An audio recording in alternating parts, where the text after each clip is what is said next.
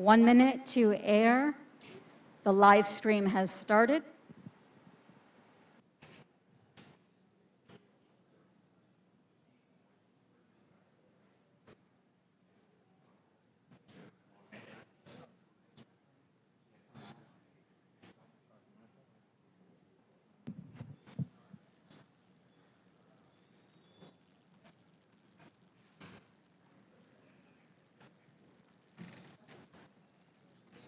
Recording in progress. 30 seconds.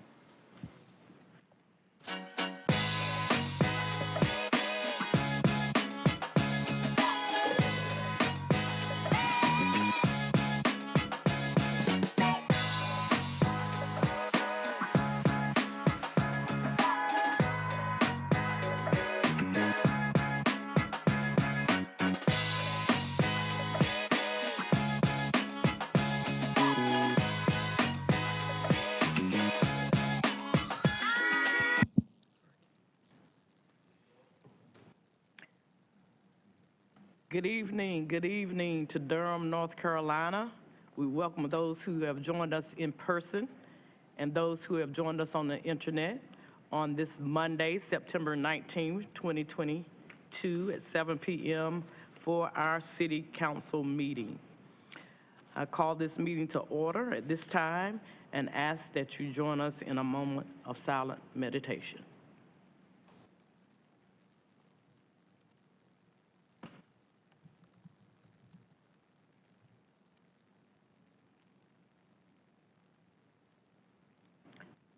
Thank you all, and we now ask that Councilwoman Deidreana Freeman, if she would lead us in the Pledge of Allegiance. If you'd like to stand and salute the flag with us.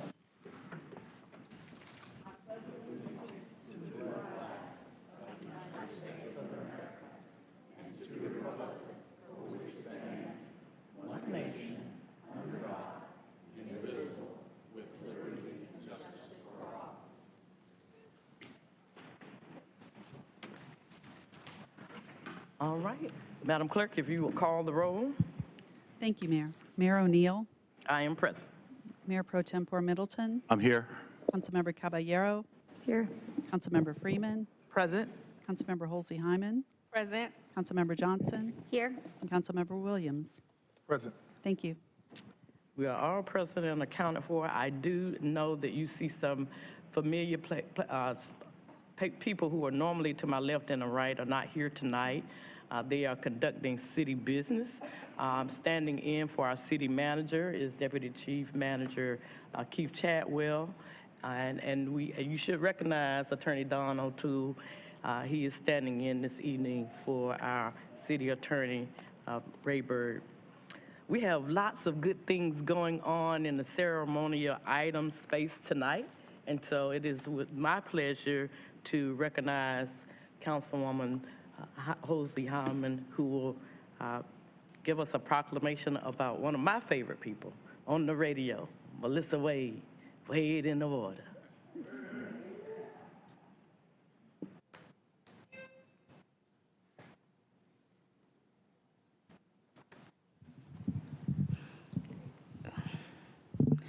Good evening. It's great to see everyone in the audience. You look really good tonight.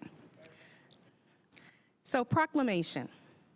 Whereas Melissa Wade, a North Carolina native, is a public figure, accomplished news personality, community leader whose career has spanned over 30 years.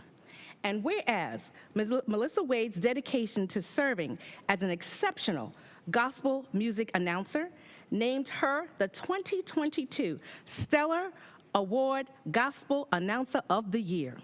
And whereas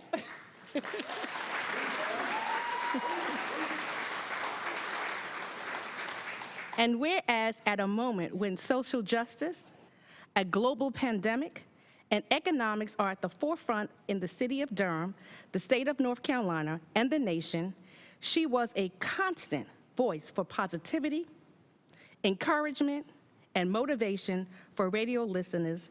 And whereas Melissa Wade's creative vision, mastery of storytelling, and ability to command a room has solidified her as a writer, a director, and an artist.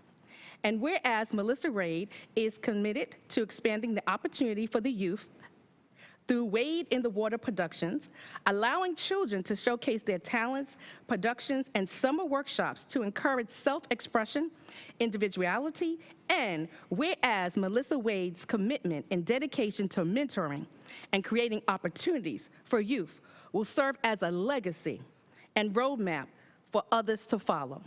Now, therefore, I, Elaine M. O'Neill, Mayor of the City of Durham of North Carolina, proclaim September 19, 2022 as Melissa Wade Day.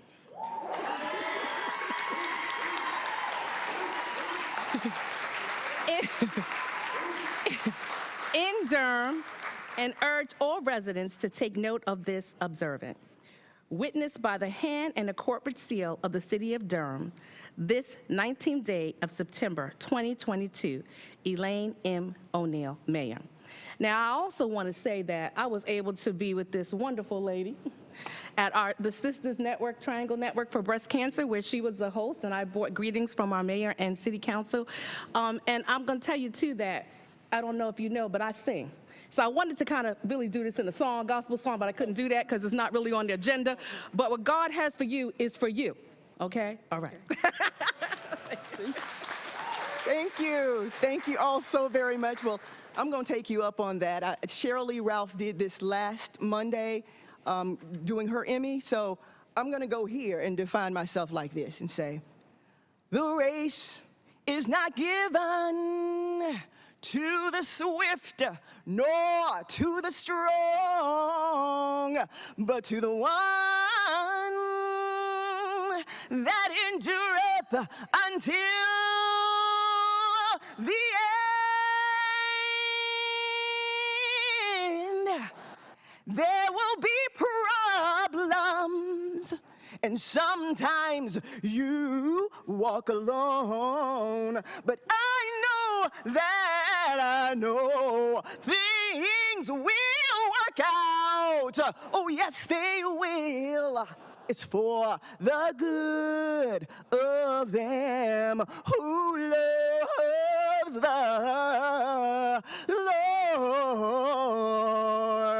Won't he do it? Won't he do it? Hey! It is because of him that I am here today, and I thank you. This is my hometown, y'all. I would have never, ever imagined that I would have a day named after me in Durham, at my own hometown, and it is such an honor. I do want to really quickly, I know I only have a little while, just to say thank you to my family, to my husband Daryl for all of your support, to my daughter Darius, who's my road dog, and she's keeping up with my 3 minutes. I don't know where she is, but she's somewhere around here. There she is. To my son Matthew, I am so, so very proud of you. He'll graduate from UNCG in December. Yes, very proud of you. To my mom and my dad, especially my mom, who always pushed me to over-exceed. She would always say, don't just do enough. And I never knew exactly why she pushed me so hard. And that's because she saw in me something I didn't see at that time. And I thank her for it. To my brother and my sisters, I absolutely love you. To my oldest sister who took the place of my mom, I call her every day, every single day, and she acts like she's excited every time I call her. To my other sister who is my spiritual mom, even to my sister-in-law who's been with me so all of the years of my life except for one. I think they got married when I was 1 year old, so she is my sister. To all of my nieces and my nephews, I know I'm your favorite auntie. I love you. I love you. To all of my friends who came today, thank you so very much. To Radio 1 for giving me the platform to do what I am doing today and to be blessed and to be able to bless others. To I don't want to miss anybody. Finally, last but not least, the city of Durham, the Bull City. So all of the leaders, thank you so very much for just keeping us going, for just revitalizing downtown. It used to be the place to come back in the day. Now it is again the place to come. So thank you all so very much. Thank you for this honor to the honorable, wonderful Mayor Elaine O'Neill, my sister, my friend. I love you. I love you. Thank you all so very much. Grace and peace.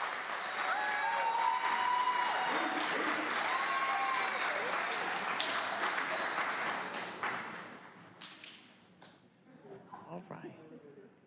Councilwoman Freeman with the next proclamation.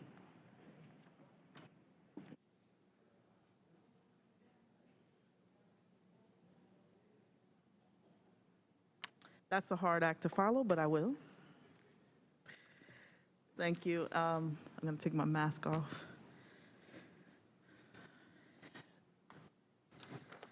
And I am reading the proclamation, a centennial of the founding of the Algonquin Tennis Club, which is in my ward, actually. So, whereas this year marks the 100th year anniversary of the founding of Algonquin Tennis Club, and whereas in 1922, a group of African-American business and political leaders founded the Algonquin Tennis Club to give the Black community in Durham the opportunity to enjoy tennis. And whereas the original focus of the Algonquin was tennis and other areas of recreation. However, the headquarters building served as lodging oasis for traveling business associates with the North Carolina Mutual Insurance Company and other entrepreneurial entities during the height of racial segregation in the South. And whereas the Algonquin soon became an essential meeting location for civic, social, political, and political groups in Durham. In fact, the Algonquin was intricately associated with the founding of the Durham Committee on Negro Affairs, now the Durham Committee on Durham County Committee on Black Affairs, and the Durham Business and Professional Chain. And whereas the outreach efforts of the Algonquin allowed youth to participate in activities such as soapbox derbies, sock hops, banquets, oratorical contests, and other events that were coordinated by Mary Lawson Newby. And whereas after becoming an affiliate of the American Tennis Association, the Algonquin's prominence grew to the point that Durham became a major stop on the annual tennis ATA tour. In their developing years, both Athena Gibson and Arthur Ashe lobbed tennis balls on the Algonquin court on their way to becoming the first African Americans to win singles championships at the Wimbledon and at the US Open. And whereas Joe Williams, Bonnie Logan, Nathan Garrett, Mickey Mishaw, Evelyn Roberts, John Lucas, and other local tennis stars played on the Algonquin courts that were supervised for many years by Sam Moore. Now, therefore, I, Elaine M. O'Neill, Mayor of the City of Durham, North Carolina, do hereby honor the year 2022 as the centennial of the founding of the Algonquin Tennis Club in Durham and encourage the public to visit W.D. Hill Recreational Center to view the historic display and marker honoring the Algonquin. Witnessed by hand and the corporate seal of the City of Durham this 19th day of September 22.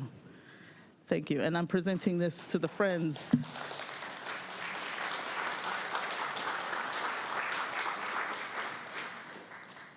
Friends of the Algonquin Tennis Club.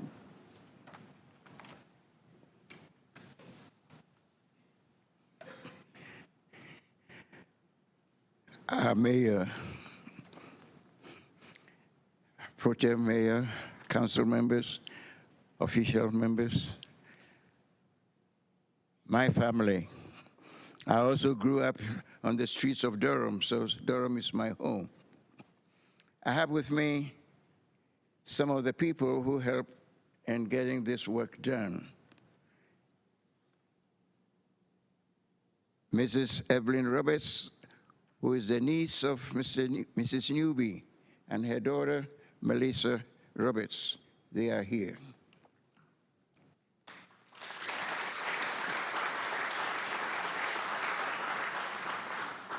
And then our work couldn't have been successful without the help from the staff of the Rudy Hill Center. They are here too. Alex, Chris, and Mr. Hughes, Marcus. And if you don't know my name is Eugene Victor Marfo. I've done all kinds of things in Durham. I was a student. I was a hustler. But the Lord was kind to me to be able to go to then North Carolina College at Durham. And I became a faculty member, and it became North Carolina Central University. I am humble to say that the Lord has allowed me to live long enough to see two of my former students to be mayor of Durham.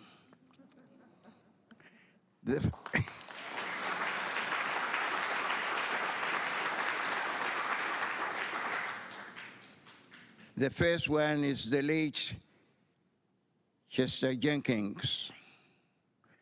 And the current one, or the second one, is the lady sitting in the center in the red dress,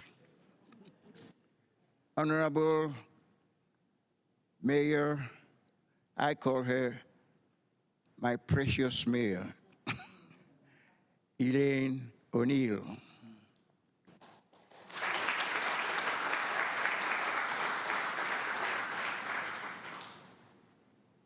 It just happened that we also mentioned Serena Williams, who is retiring from tennis. I play tennis, but I didn't play tennis on the Algonquin Tennis Clubhouse. But I have a young man here, Mr. Michael Spears.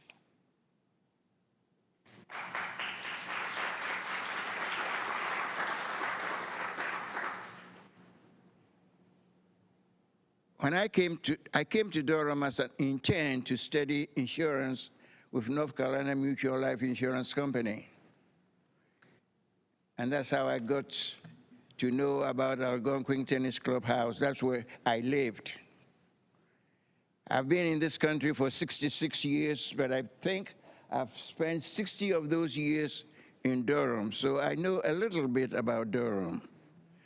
Now, I'm glad to tell you that I know about Hickstown, which you don't know.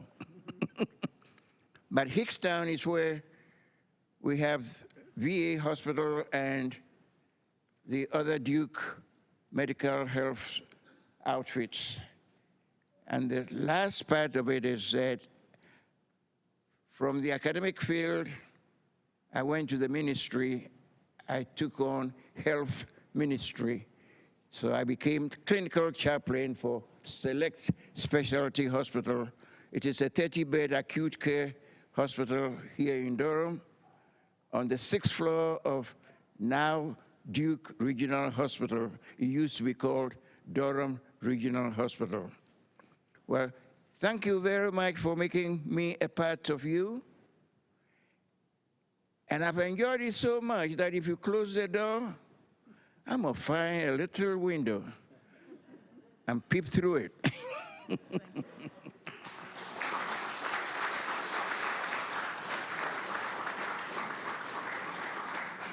Again, thank you very much for the honor you've bestowed on us, and we wish you well. Thank you, my professor, my you. economics professor. I didn't do well in that class. I made it out, though. I made it out. I'll turn our attention now to Councilwoman Johnson, who will read our Diaper Need Awareness Week proclamation. And then we will have Councilman Williams to read the next proclamation as well.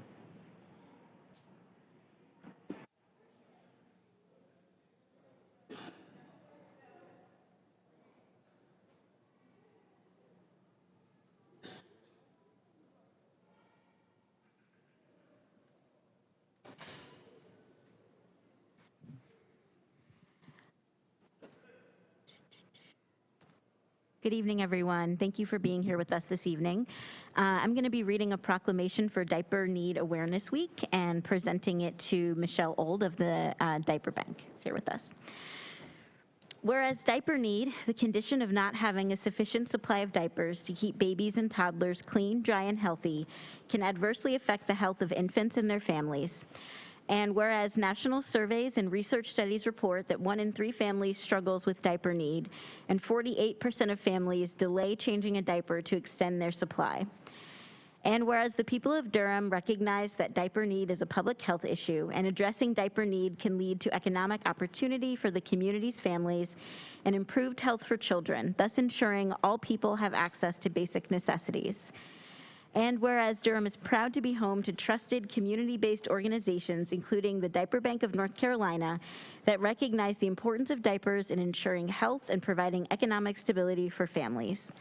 Now, therefore, I, Elaine M. O'Neill, Mayor of the City of Durham, North Carolina, do hereby proclaim the week of September 24th through October 2nd, 2022 as Diaper Need Awareness Week in Durham, and thank the aforementioned Diaper Bank for their service, and encourage Durham residents to donate to diaper banks and organizations distributing diapers so that Durham's children and families can thrive and reach their full potential.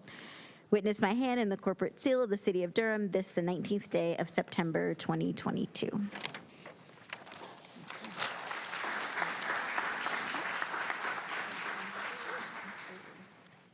I don't know how to follow those two proclamations. They were so amazing, but I founded the Diaper Bank of North Carolina here in 2013 from my kitchen table. It was Durham born, and we are now one of the largest diaper banks in the country. We distribute over 4 million products statewide with 4 warehouses across the state, but Durham is our largest. We serve 6,000 babies a month in this community. 1 in 3 families experience diaper need. There's no assistance for diapers. WIC and food stamps do not cover them, and they can cost up to $100 a month. We know from our research that 76% of the families that receive our services are working 1 to 3 jobs and still cannot afford the most basic needs. So I appreciate you recognizing this for families in our community. We have a lot of work to do to make sure that we're covering bottoms and distributing dignity, and I appreciate it. Thank you.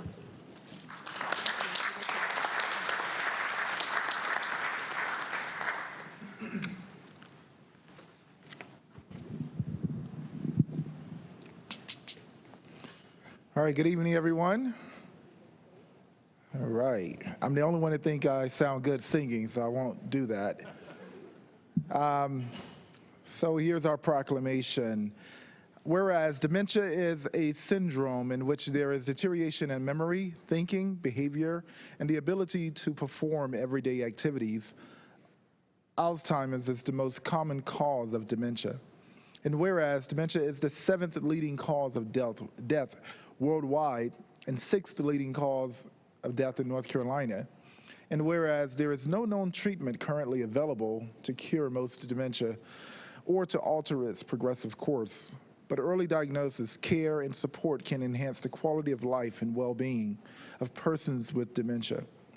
And whereas the City of Durham supports the vision of dementia inclusive community where all persons with dementia are valued and fully supported in their pursuit of quality of life and well-being. And whereas the City of Durham invites you to join in partnerships, collaborations, and advocacy efforts to promote well-being, inclusion, and health equity for persons with dementia. Now, therefore, I, Elaine M. O'Neill, Mayor of the City of Durham, North Carolina, do hereby proclaim September 21st, 2022 as World's Alzheimer's and Dementia Awareness Day in Durham, and urge residents to join with Dementia Inclusive, Inc. to support persons with dementia and their caregivers throughout the year. Witness my hand in the corporate seal of the City of Durham this 19th day of September 2022.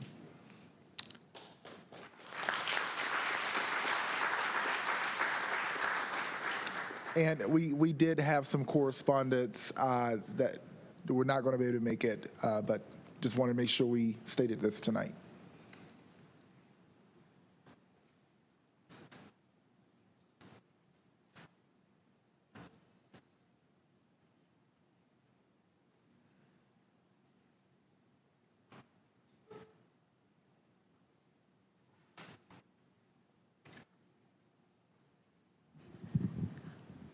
Our last proclamation for this evening. September is Grace Month. Whereas our daily lives are filled with information regarding inequity, crime, death, and disaster, often causing downhearted and despairing feelings, and whereas the many daily acts of extending grace and being patient that occur in our community are unassuming, go unnoticed, and not celebrated. And whereas by recognizing the need for extending grace, being patient, and showing acts of kindness, all members of our community will be made aware of the importance of these virtues. And whereas the purpose of Grace Month is to remember that everyone is unique and our different paths give us various advantages and obstacles. When we extend grace, we consider those differences. We should be patient with others, and during our day-to-day activities, show kindness to enable Durham to be a welcoming, inclusive, kind, safer, and more secure place to live, work, and play. And whereas the city of Durham honors those who positively impact our community and our world, no matter how young or old. Now, therefore, I, Elaine M. O'Neill, Mayor of the City of Durham, North Carolina, do hereby proclaim the month of September 2022 as Grace Month in Durham, and hereby urge all residents to participate in extending grace, practicing patience, spreading kindness and respect, generosity and consideration of others at all times. Witness my hand and the corporate seal of the City of Durham, this the 19th day of September 2022.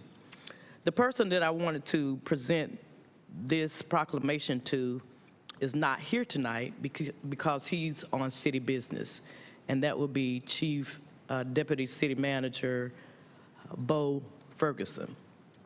Bo has on his portfolio a lot of departments that require him to interact with the public at large on many occasions, and I've had the opportunity to see him. He is, within his portfolio, for example, is the police department. So you can imagine, and that's one of many. So I wanted to take an opportunity. If you've noticed, I presented it to 3 other deputy city managers, and Bo is the last. But I did want to make note that they are the pillars upon which Wanda stands and all of us stand. And I wanted to make sure that those deputy managers had something from this mayor to commemorate my time as mayor and here on out. So Chief Deputy Chadwell is going to stand for him. But Bo, I've seen you extend grace on so many times in so many different circumstances, and I just wanted to say I appreciate your work. Thank you, Madam Mayor.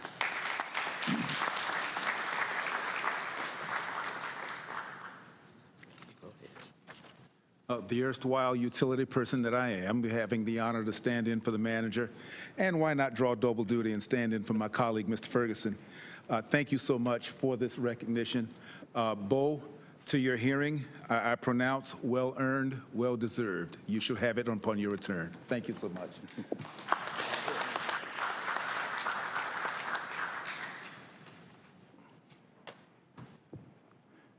As Her Honor makes her way back to her seat, let me say good evening to our Honorable Mayor, to my honorable colleagues, to our residents and citizens who are in presence with us in chamber, those watching on television and the internet.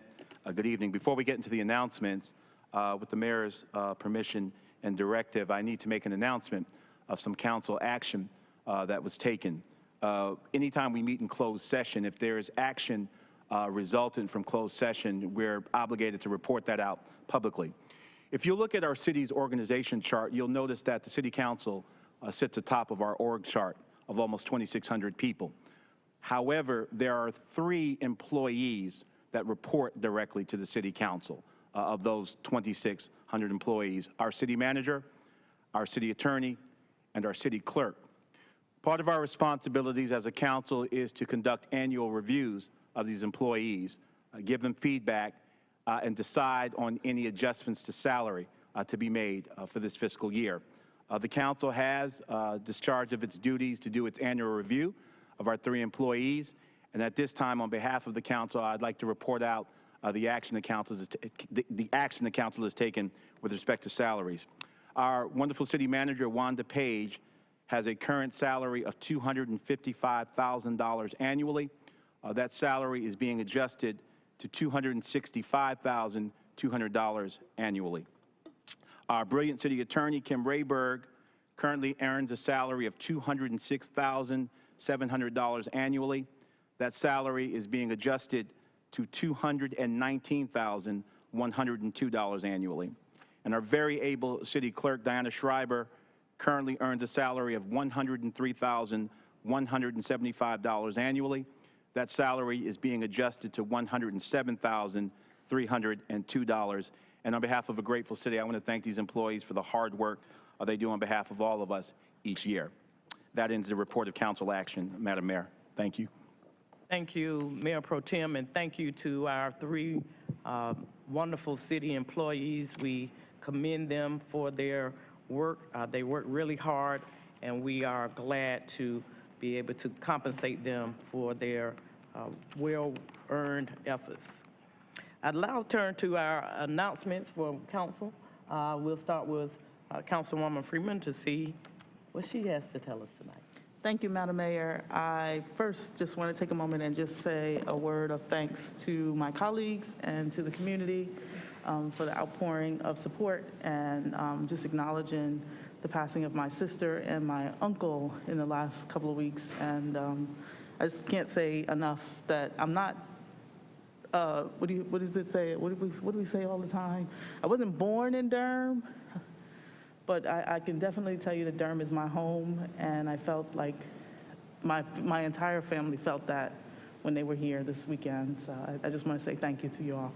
And then lastly, I just wanted to share a big, hearty, happy Mexican Independence Day for our neighbors in Mexico and those of Mexican descent, acknowledging this past Friday.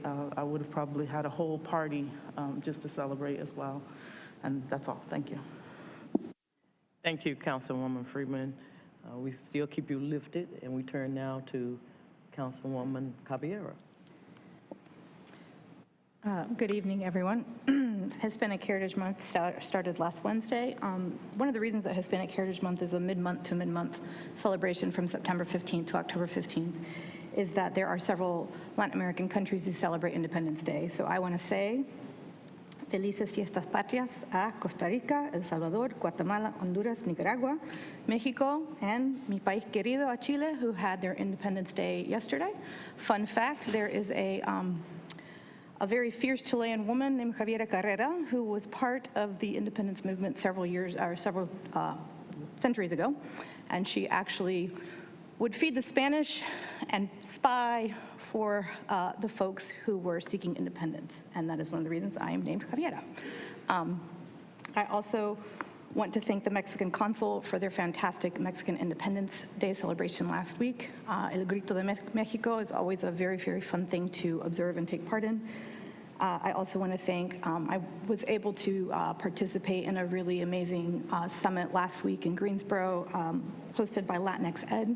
It is a statewide organization that leads around education and workforce development issues for the Latino community statewide. And one of the reasons I attended was because I understand the connectivity between education and workforce development. And I know that our workforce development department has worked diligently on this issue, and I look forward to further collaboration. And then this coming Saturday is Pride, and I look really forward to marching in Pride along with several of my colleagues. And finally, my daughter got her driver's license today. So be wary, be careful. Yeah, thank you so much. Oh, and one last thing, I'm so sorry.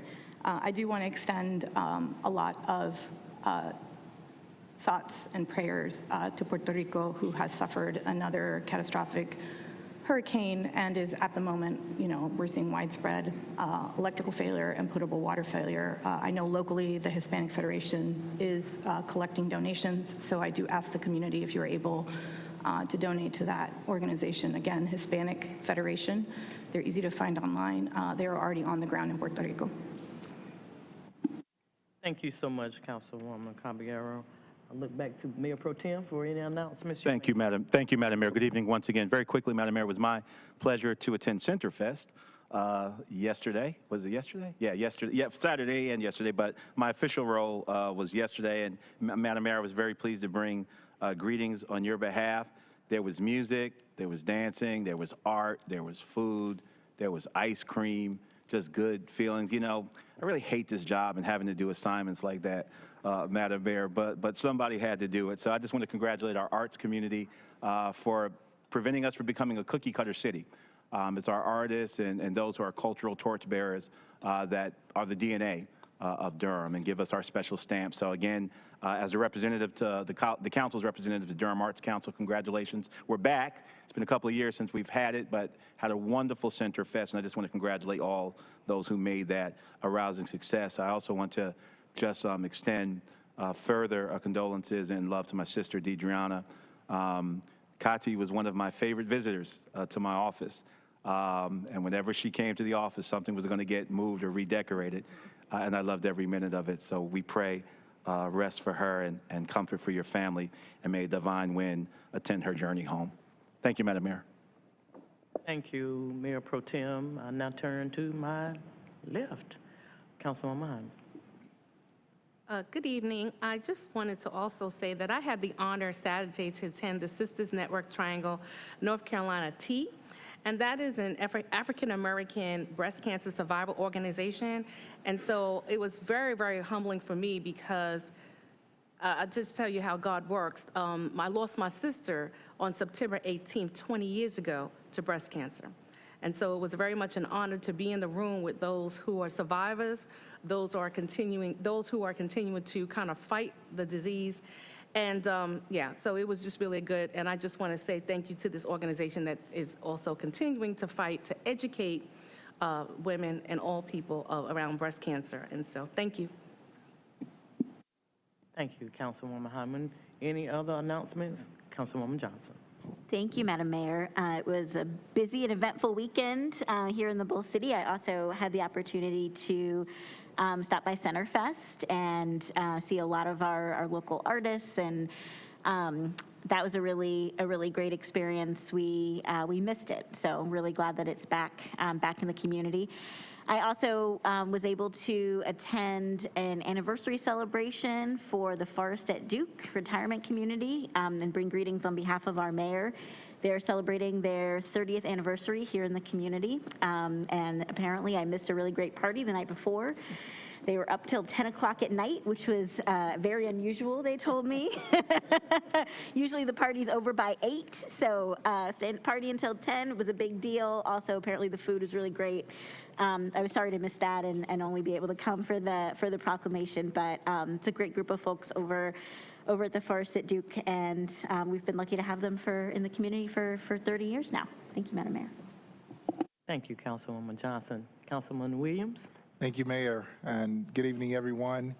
I implore everyone to just, have a bit of grace in your hearts for the families that have lost young folk this past week, the couple of weeks, and we just cannot, we can't become numb to it, and we have to keep, being vigilant and creating safer streets and safer environments. And write our own narrative, So I just want to make sure we acknowledge that there are mothers that won't see their sons again this weekend after this past week, and I want to, it takes a psychological toll on our first responders to see this all the time. So I want to have that. On a lighter note, I had the opportunity to attend with our mayor and Councilmember Hyman, the Durham Success Summit. Now, speaking of the young black men that lost their lives and young women, This is a room full of young black men who are in a program to become entrepreneurs or leaders in their own right, leaders in their own field. And this program takes them through a series of experiences by way of mentorship with folks like us. And it is just so impactful to see that we could raise $36,000 in one night to put 36 young men through this program to create 36 more leaders in the Bull City. And those are things that we need to shout to the top of our voice about. And that is how we create safer streets, investing in things that are working and investing in programs like that. So I just wanted to highlight the Durham Success Summit tonight, their Executive Director, Derek Rhodes, and for all of them to keep up the great work. And yeah, thank you. Thank you, Councilman Williams. I, too, want to just say my thanks to my colleagues who allowed me to go and spend time with my family this weekend for our 50th family reunion in Charlotte, North Carolina. And Durham is always well covered. They always, whenever I ask, they will go and give greetings on behalf of the city. And so thank you all for your participation in all of the Durham events, and I appreciate that, I really do. So we're gonna move on now to our priority items, and I'll first recognize sitting in for City Manager Page, Keith Chadwell, our Deputy City Manager, for any priority items you may have, sir. Thank you very much, Madam Mayor, Mr. Mayor Pro Tem, and members of council. The city manager brings 3 priority items for your consideration this evening. One, agenda item 21, a change order to a construction manager at risk contract with Gilbane Building Company for the water department, for the water management facility complex. Additional information has been provided in the item pursuant to the council's request. Agenda item number 33, the Consolidated Annexation for 1409 Doc Nichols Road. Attachment K, a development plan has been replaced. The applicant has provided a revised text commitment number 9 to stipulate that 3 completed townhouses will be donated instead of 3 building pads. And agenda item number 34, Consolidated Annexation of 7926 Massey Chapel Road. Attachment D was replaced to correct the future land use map information, and attachment F was replaced to correct errors in the formula that was provided in the item. That completes the priority items, Madam Mayor. Thank you, Mr. Chadwell. I will now turn my attention to Attorney O'Toole for any priority items from the City Attorney's Office. Good evening, Mayor, Mayor Pro Tem, and council members. Don O'Toole sitting in for City Attorney Kim Rayberg, and our office has no priority items. Thank you, and we now turn to our City Clerk for any priority items that she may have. Thank you, Madam Mayor. I wanted to let you know that the City Clerk's office has no priority items this evening. Thank you so much. You're welcome. The next order of business is the consent agenda. The consent agenda consists of items that the council has previously considered in a work session. All items on the consent agenda may be approved by a single vote of the council. Items may be removed from the consent agenda by a council member or member of the public, and those items will be considered separately at the end of the meeting tonight. And I'm going to ask our Mayor Pro Tem if he would read the consent agenda. Thank you, Madam Mayor. Madam Mayor, with your permission, I need to backtrack, and staff has reminded me we actually need to make a motion and take a vote on the increases. Forgive me for the oversight. So with your permission, Madam Mayor, I'd like to entertain a motion to approve the increases that council has put forth on our 3 direct employees. So move. Second. Moved and properly seconded. Madam Clerk, would you please open the vote?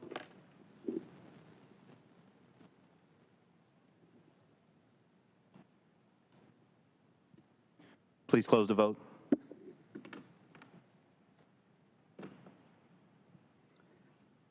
The motion passes 7-0.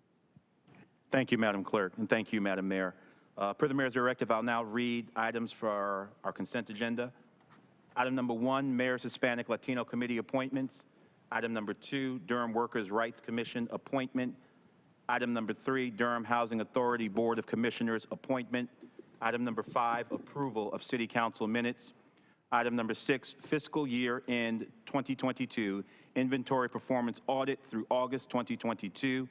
Item number 7, boards, committees, commissions, and task force, fiscal year 2021 through 2022, annual attendance reports. Item number 9, interlocal agreement with Durham County for master aging plan implementation. Item number 10, South Mineral Springs and Pleasant annexation ordinance correction. Item number 11, an ordinance to amend the Durham City Code provision regulating street or alley closing and abandoning petition filing requirements within the city.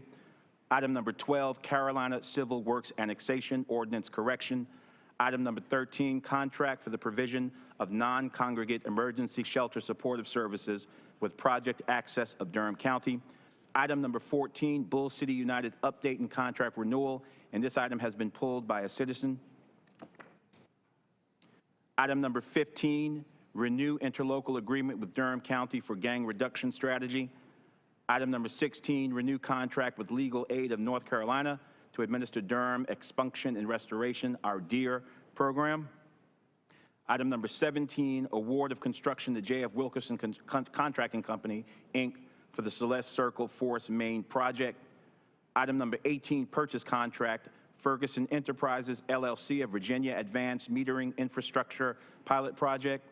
Item number 19, award of service contract for Lead and Copper Rural Program Management, CDM Smith, Inc.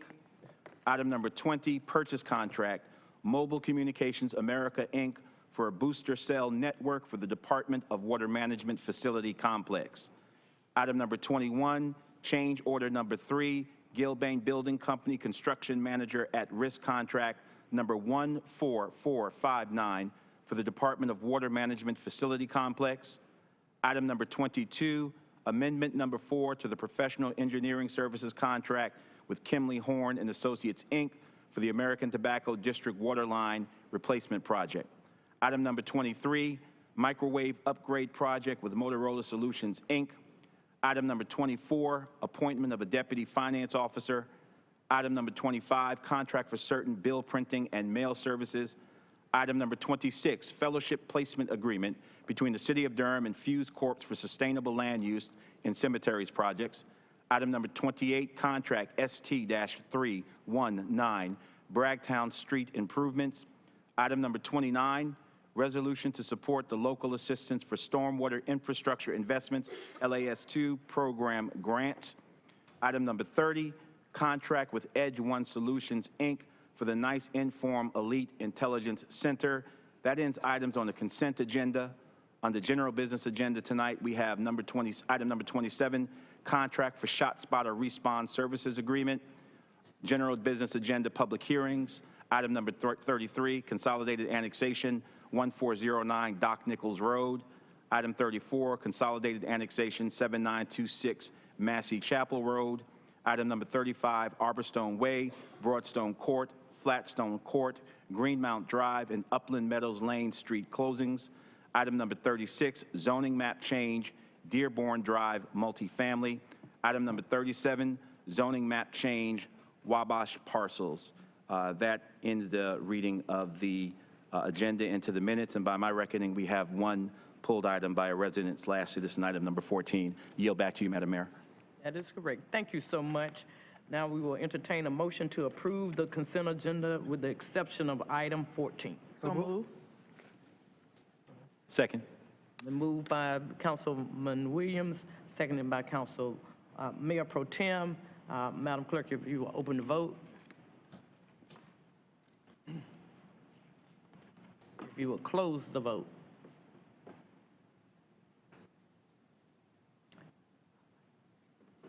That The motion passes 7-0. Thank you. All right.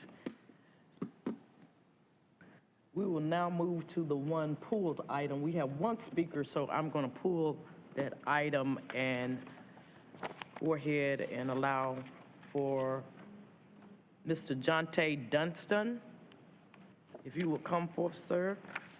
Item 14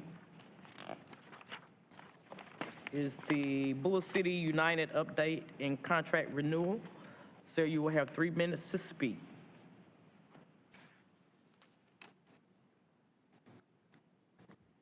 Thank you, Mayor O'Neill. Good evening, City Council members, City Clerk, City staff, and the community members of our community. I would like to first start by saying that I would like to see that the Bull City United get their funding. Even though what happened this past week, we should not have the fault of one shame the others. Now, one thing I can speak to the community. I'm seeing what these young brothers and young sisters that are trying, what they're doing in the community.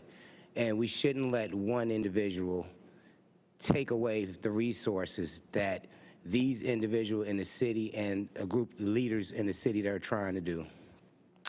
There are also other groups coming from Apex, other volunteers that are coming into our communities.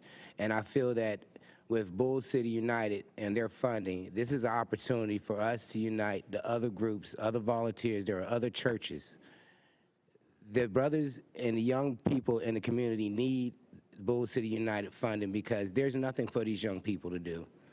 With the ongoing violence that happened, it's the brothers and sisters of Bull City United, they're getting through to these individuals out here. But it's always the one individuals that always set them back. I'm here to approve, and my opinion on seeing how these brothers are acting and how they're doing, don't let the media paint this group as a bad picture. Mayor O'Neill has tried hard, and she's trying very hard to try to get this city. Our police chief is trying hard. It takes us in the community to help mentor these young brothers and sisters. It takes gentlemen as myself. I'm a business owner in this community, and I have a security company, and it's hard for me sometimes to get employees. People my age, they're not built for the security industry, but these young people that I'm coming across have no criminal records. And it's up to us to try to get them employed in the industries around here. So we all work together as a community. Because one thing I'm glad to see is a bunch of white brothers and sisters coming from white churches into the black community. They're making sure that we have food. They're making sure that we're working together. But sometimes, you know, they're hearing, you know, the bad from the media. So it's up for us as a family in Durham community to show that it's brothers like Brother Williams over here. He's a business owner. We need somebody that can, like men like myself in this community, to show these young men how we can get them up to par, how they become professional citizens. That's why I'm willing to volunteer my time to help show the Bull City United how to be organized, leadership, how to do book work, proper work for the citizens of Durham. Let's give a second chance. Because one thing Don Pascal told me a long time ago, it's about your reputation. It's not about what you have in this city. Mr. Dunstan, thank you very much, sir. Your time is expired. Thank you. We really appreciate you being with us for pulling the item. Colleagues, that's the only speaker we have on this pulled item from the consent agenda. If no members of council have any comments, we'll entertain a motion to move this item. So moved. Second. I heard a motion from Councilmember Freeman and a second from my right from Councilmember Caballero. Madam Clerk, would you please open the vote? Please close the vote.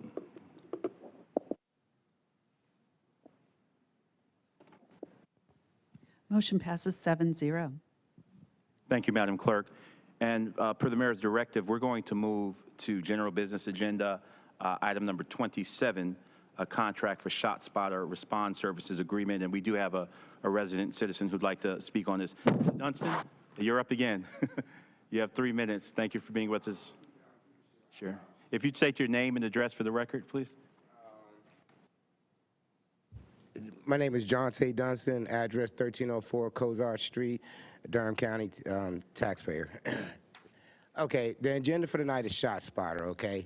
Ladies and gentlemen, I'm coming from you from experience in dealing with this. I have a security company. I've come from Washington, D.C., major metropolitan city. The reason why I choose that the city should not go forward with Shotspotter because, number one, we don't have the staff in our police department. If we install Shotspotter, number one, Shotspotter, to my opinion, it should go to the schools first. It should go to the shopping centers. It should go to the highly public areas that we have a lot of traffic. Those are who we need to be more concerned about. It's the active shooter that we don't know about. But the situations that are happening in these neighborhoods are isolated. These are amongst groups. This is like a small civil war. Now, right now, because we don't have the staffing, if we install Shotspotter, what it's going to do is going to drive our police department crazy. It's going to run them. It's going to run them all over the city just for a celebratorial shots fired. I believe that the money that we're going to put into Shotspotter should go straight to our police department to get better recruits. We need, because the problem is that we're losing good officers. We're getting good rookies in. They're able to handle the situations in the community. But the problem is that the private security industry is picking them up. So it's competitiveness. We need competitive salary for our police department. So the funding that we're going to put into Shotspotter, we don't need technology. We need more police officers. We need that funding to make sure that we are a competitive salary because all the counties around us are paying their police officers $54,000 to $60,000 a year. And guess what? It's taken our officers away. So basically what they're using Durham County as a place to get their certification and they're moving on. So I believe that we should give the officers the pay they ask for and put them into a contract. So if you want $50,000 a year as a police officer, then you got to give this city 5 to 10 years.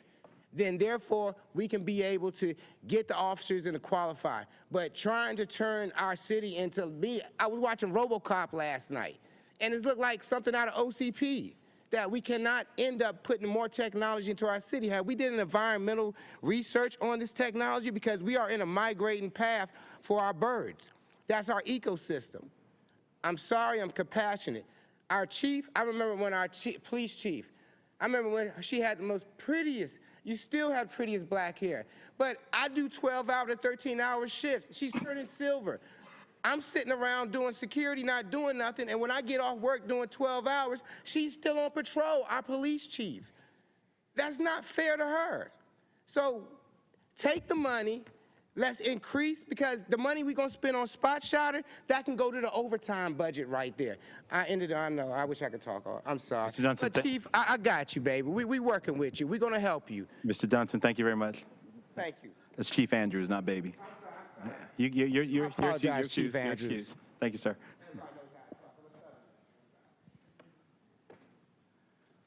Colleagues, that's the only resident citizen who chose to speak on this.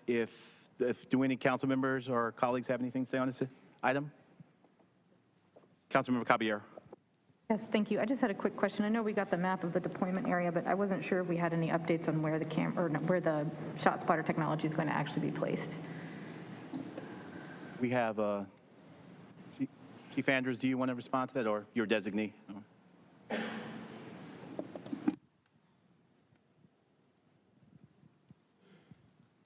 Good evening, Council, Mayor Pro Tem, council members, city staff, and my community. So the sensors, there are several locations that the sensors are going to be placed.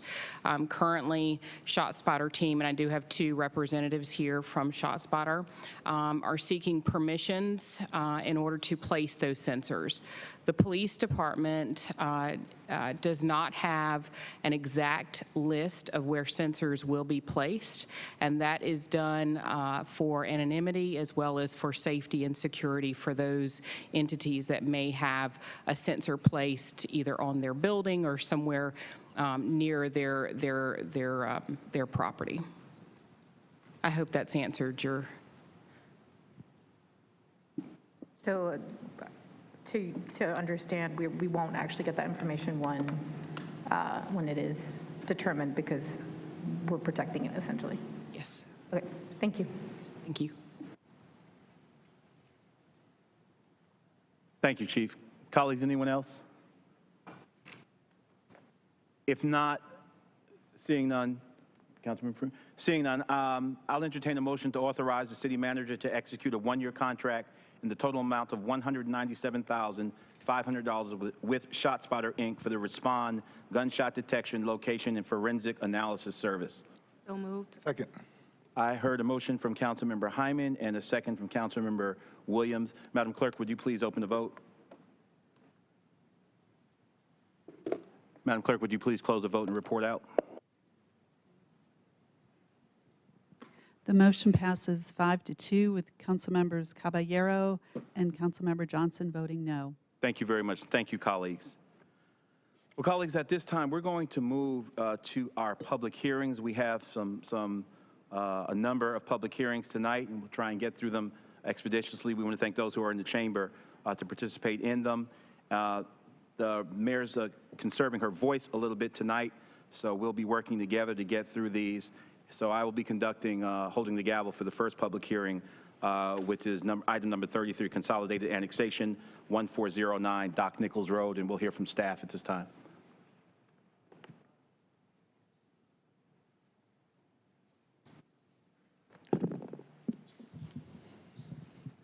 Mayor Neal, Mayor Pro Tem Middleton, honorable council members. Good evening, I'm Andy Lester with the Planning Department, and I'm happy to be here with you tonight. Before I begin, staff would like to state for the record that all Planning Department hearing items have been advertised and noticed in accordance with state and local law, and affidavits of all notices are on file in the Planning Department. A request for utility extension agreement, voluntary annexation, and initial zoning map change has been received from Jared Edens of Edens Land Corps for one parcel of land totaling 8.282 acres and located at 1409 Doc Nichols Road. This annexation petition is for contiguous expansion of the existing non-satellite corporate limits. The current zoning is residential rural. For the initial city zoning of the site, if annexation is approved, the applicant proposes to change the designation to Planned Development Residential 7.245 to allow for the construction of up to 60 townhouse units. The applicant has committed to the construction and deeded donation of 3 of those townhouse units to Habitat for Humanity of Durham, Incorporated. The properties are currently designated low-density residential on the future land use map. The proposed planned development residential 7.245 zoning is inconsistent with the designated use shown on the flume. If the proposed zoning is approved, staff recommends a change to the future land use map to designate the property as low-medium density residential. The Planning Commission recommended approval by a vote of 7-1 at their June 23, 2022 meeting. And as a reminder, 3 motions are required for this application. The first is to adopt an ordinance annexing the property and entering into a utility extension agreement. The second is to approve the zoning ordinance. And the third is to approve the consistency statement. Thank you. Staff and the applicant are available for any questions. Thank you very much. Good to see you. Colleagues, before we open the public hearing, I'd like to see if any council member has any questions or comments for staff on this case. Seeing none, we're going to open this public hearing. I'm going to ask, Mr. Edens, are you, sorry, there you go. Would you approach, please?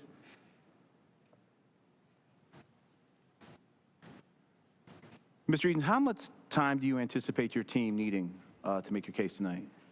It's just me. It'll be, I'll be brief, 4, 5, 6 minutes. I'll have some time for questions later, but my presentation is brief. Okay. Why don't we put 10 minutes on the clock for you and use what you need, and then we'll get our opponents in, and then whatever you have in reserve you want to use to respond. That'd be great. I'm off. All right. Good evening. Thank you, members of City Council. Jared Edens with Edens Investments. I appreciate your time this evening. I appreciate staff's Andrew's presentation also. I'll just try to highlight a few points this evening. As Andrew mentioned, we're proposing 60 townhomes on Doc Nichols Road. It's about an 8-acre parcel. We're proposing a density of around 7.2 units an acre. I think if you look at the location, I think townhomes make a lot of sense here. This site is located pretty close to the Leesville Road, Doc Nichols Road intersection. If you'll notice, immediately south of the site is the Findle Farms development that actually has a pocket of townhomes adjacent to our site in that part of the project. So we'd be sort of continuing the townhome trend from Findle Farms. I think it's a much better option in lieu of single-family development for the area. This is another part of Durham where when you zoom out on the map, you see a lot of single-family homes, but you don't have a lot of diversity of housing. There's not as many townhomes or apartments. I think this would help with that issue. And generally speaking, we try to bring strong projects to council as much as we can. We try to add conditions and strengthen our proposal as much as we can. I'll highlight a few that we have. We're doing the 100-year stormwater detention, which has sort of become standard, and I'm glad to see that I think other applicants have been following that. We've got some widened buffers for our neighbors. We've had a lot of communication with our neighbors, Miss Knight, especially to the north, about buffers and opacity and things like that. We have a significant affordable component. When the project started out, because we've been trying to find ways to work with Habitat for Humanity of Durham to give some affordable housing on forced sale projects. We started on this when we were going to give 3 completed townhome pads to Habitat, and then Habitat would be tasked later down the line with constructing the 3 units on the pads, the lots that we were giving them. Honestly, the way that would have played out, and I've talked to Habitat and our builder, is Habitat would have likely hired our builder to build those units on some sort of fee basis. Once the lots had been developed, we would probably have the same builder building the Habitat units as is building the other market rate units. So we decided to sort of combine that together and just made the commitment to provide 3 completed units in lieu of 3 completed townhome pads. This is a significant proffer, I believe. 3 retail units in this part of town, that's likely $1 million plus value, but it's something we try to do on our projects, and it's another precedent that we're hoping that gets set. We have a project on Sharon Road that council approved last year, or earlier this year, that provided a Habitat unit. We've got 3 more here this evening, and it's something we want to continue doing when we can.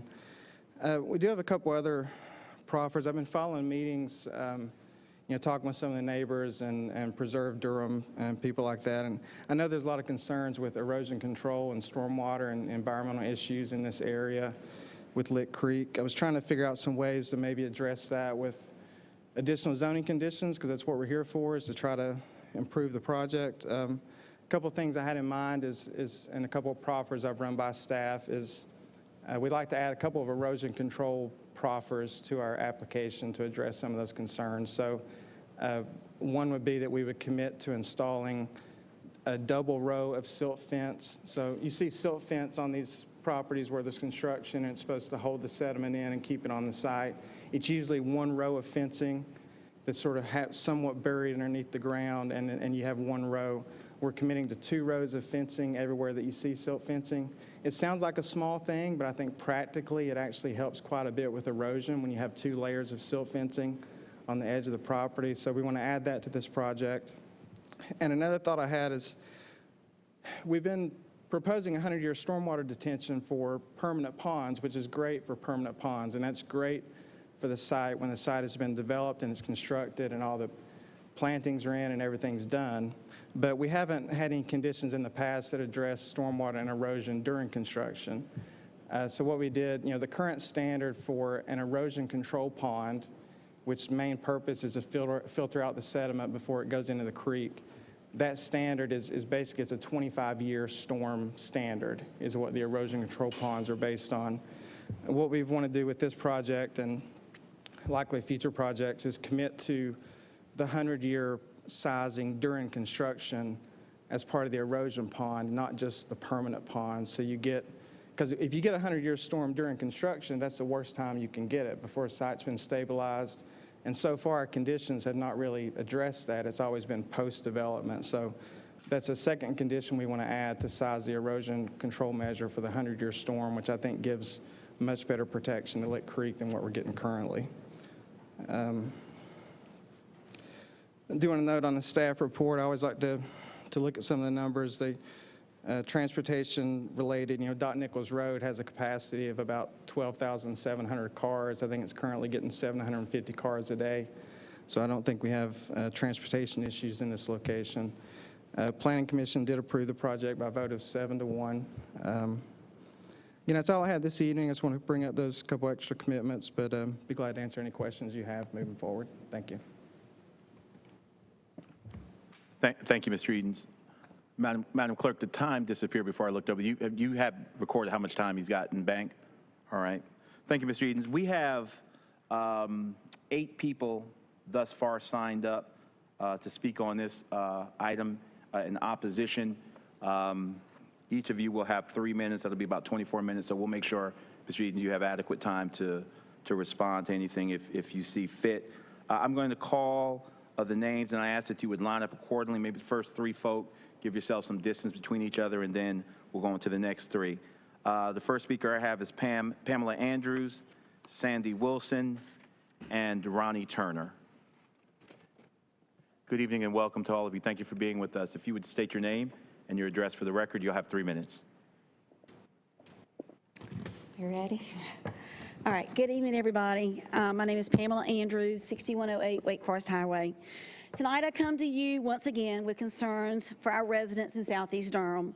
Yet another piece of property on Doc Nichols Road is being annexed and developed. As you know, we have had very little rain the past 2 months. Recently, several environmental experts went out and took water samples from Lick Creek and surrounding tributaries. Current readings from the E. coli levels were 1,733 at the tributary and greater than 2,420 in the main Lick Creek. The water quality standard for E. coli is 235. This sampling event took place in a very dry period, obviously. Sampling indicated high concentrations of bacteria. These findings are high, but not surprising given the density of development occurring in the area. It is the opinion of scientists that these issues will likely be exacerbated by ongoing development if existing sewage infrastructure problems are not addressed and stronger sediment erosion plans implemented. As it stands, the bacteria levels are high enough to consider seeking an updated 303D listing on the DEQ's impaired water list. The system in place is clearly overburdened and needing attention. We're once again asking for a comprehensive ecological plan and study done. Dynamite blasting continues to feed the tomato soup with every rainfall as loose sediment flows right into the creek bed. Residents are being terrorized by these dynamite blasts and left with lots of damage, as you're going to hear from residents tonight. There are 10 active blasting sites in Durham City alone. I spoke to the fire marshal this morning. The site's topography maps, if you look at it, it goes from 396 at the entrance and drops to 320. 80-foot drop over 8 acres. It would most likely require fill material, retaining walls, and more dynamite blasting. No grading plan was available for us to review. This extremely highly erodible soil will most likely create more tomato soup in the tributaries, which has extremely high turbidity readings in July of 385 to 400. I know on Wednesday the UNRBA will be presented with an algae scrubber as a possible solution, where the scrubber would remove 6,000 pounds of nitrogen, according to the website, where a development in 10,000 acres, which is proposed, would produce 26,000 to 52,000 pounds of nitrogen a year. That's a lot of nitrogen, folks, that's going to feed this toxic algae. Per the city documents, we know there's currently been 9,409 cumulative total units, with 3,059 in the queue. Every acre clear cut and mass graded is having an impact on the residents and the environment. Lick Creek qualifies for 303D status. It is biologically impaired, and the reasons listed were E. coli fecal contamination from sewage backflow, habitat destruction, development, and nutrient runoff from developments. Thank you for your time. Please look at what's going on in Southeast Durham. Thank you, Ms. Andrews, for being with us tonight. Thank you. Sandy Wilson. Good evening. If you state your name and address for the record, you have 3 minutes. Thank you for being with us. Hey, my name is Sandy Wilson, 4418 Carpenter Pond Road. I just wanted to start out by saying that back in January, received a letter from Geosonics about inspecting homes and that kind of thing. They left a note at my uncle's house, who cannot hear, so he didn't know they had even been and knocked on the door or rang the doorbell, a 90-year-old, and knew nothing about it. They came to my house and knocked on the door. I opened the door. They said that they wanted to do home inspections because they were going to be dynamiting and blasting back behind our property. So come to find out, I live in a mobile home. They don't inspect mobile homes. But the definition of a home is the place where one lives permanently, especially as a member of a family or a household. Just because I live in a mobile home and they're doing blasting, what if something happens to the structure of my mobile home? Are they not going to fix that either? And I just had to have a $12,000 well drilled in April because I was sharing a well with my uncle. So I just spent $12,000 on a well. All this dynamiting that's going on behind me, beside me, and all around me, not just at Doc Nichols, but from Doc Nichols, the 6,000 block of Leesville Road, now the 5905 block of Leesville Road, all that's going to be dynamited. So it's not just one site, it's all of them combined together for all of us in that community over there. And you have to, I mean, you have to worry about that kind of thing. So I just spent $12,000 on a well. What's going to happen if mine caves in? And it's likely to happen. It's no different than an earthquake. I mean, things happen, things fall apart. So, I mean, I don't understand how they can not inspect a mobile home, or if they inspect it, it doesn't matter. And then you have people in the community who are elderly and their houses are cracked. The sheetrock is cracked. The companies will not reimburse them to fix these problems because they say they don't meet code. The houses were built in the 60s. They weren't built recently. Codes changed from then to now. So it's not fair how people are getting treated in the community by these companies with their dynamiting and blasting. And I work from home all day, every day. I hear it. I feel the house shake. So I know when it's going on. I don't know where it's coming from, but I know what's going on. So I just wanted y'all to hear and see how the things are transpiring in that neighborhood and in that area. Thank you for your time. Thank you, Ms. Wilson, so much for being with us.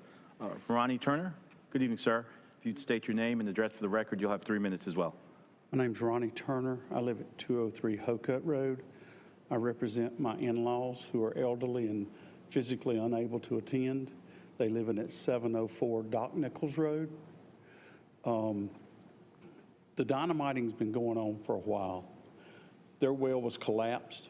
They went without water for 2.5 months as I begged and talked and pleaded with the people that were dynamiting to please help. That there are people here, they're taking the water and the ability to live in their homes away, and they did not care. They would not even respond after about a week. We also have neighbors, the lady across the street, they've had to just leave their house. They have no water. They can't afford a well. The house across and down 2 houses, their foundations are broke. Their wells are messing up. We put a new well in. We kind of split it with my in-laws because they couldn't afford much. It's already turned into sand. It's coming in the house. This is a brand new well that's already starting to have problems. They're dynamiting in the backyard, and they had the audacity to walk to the door and knock on it and ask my mother-in-law, would you like to come out and mash the button and do the blasting today? I mean, you're coming to a door of an 82-year-old woman and ask her to come out and set off dynamite, and it's 10 foot from her backyard. These people have no ethics about them. As far as the traffic on the road, I beg to differ. There's got to be more people. My father-in-law, just trying to get to the mailbox, had to jump out of the way of a car that was flying down the road, fell in the ditch and broke his hip. Where was anybody to help him? We're getting overrun. They're taking advantage of the people that have been there most of their lives and can't fight back. If somebody doesn't stand up and protect them, they'll be gone. And what did you achieve? You got some more homes. Now, I was at a meeting last Monday downtown, and a company presented something that I thought was very unique. They had a plan, and I have a picture of the plan on my phone.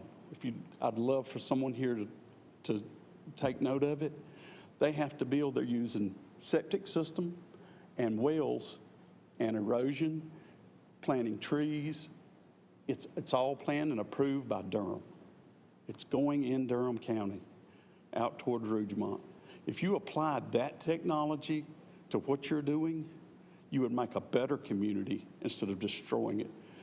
It looks like you're strip mining. If you understand what that is, they go through, they just take everything away. There is nothing. I wanted to build a garage. They made me make sure I had 3 trees a certain diameter before I could even build a garage. Mr. Turner, thank you, sir, for being with us.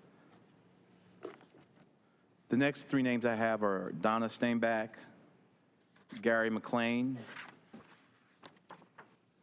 and Pam Williams. Good evening to all of you. Thank you for being with us. Ms. Steinbach, if you'll state your name and address for the record, please, you'll have 3 minutes. Yes. Good evening, Mayor O'Neill, Mayor Pro Tem Middleton, and council members. My name is Donna Steinbach, and I'm a lifelong Durham County resident at 4825 Jimmy Rogers Road now. I have, they're going to provide you with copies of the handouts. I was working on them. Okay. Was working on them till the time to leave this afternoon because we got some updates.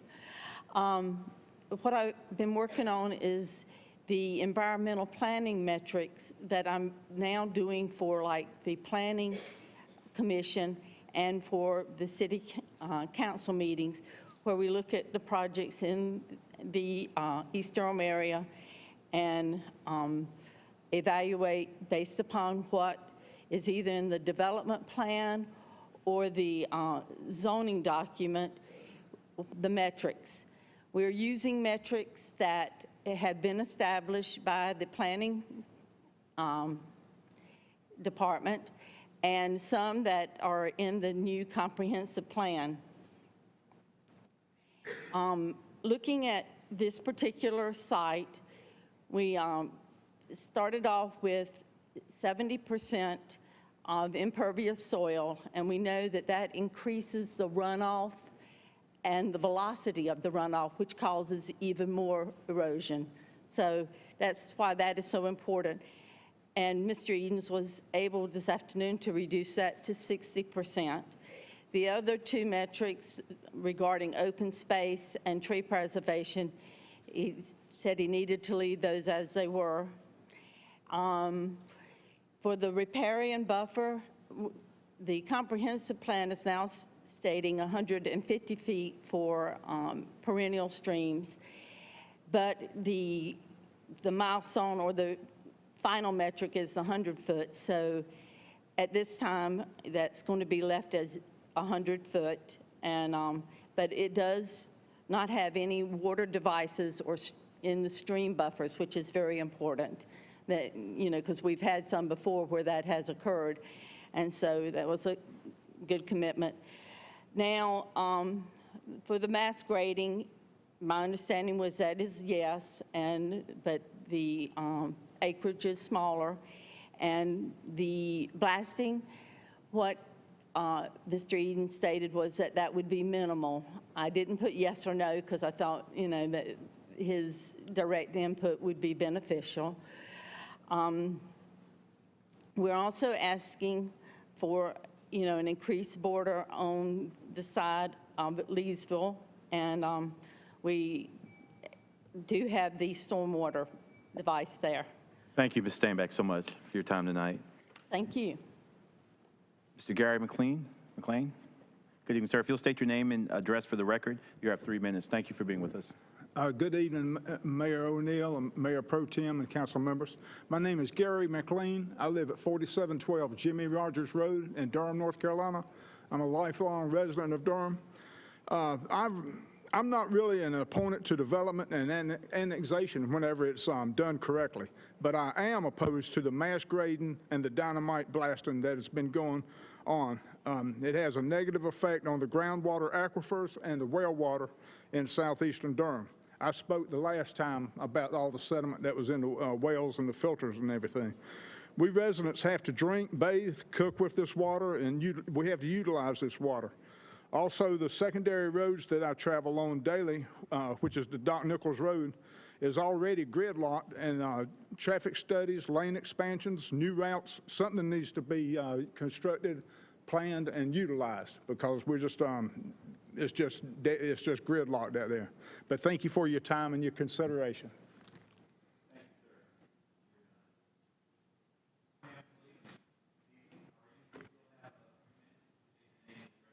Sorry, if you'll state your name and address for the record, you have 3 minutes. Good evening. Yes, my name is Pam Williams. I live at 2130 Adventure Trail, Durham, North Carolina.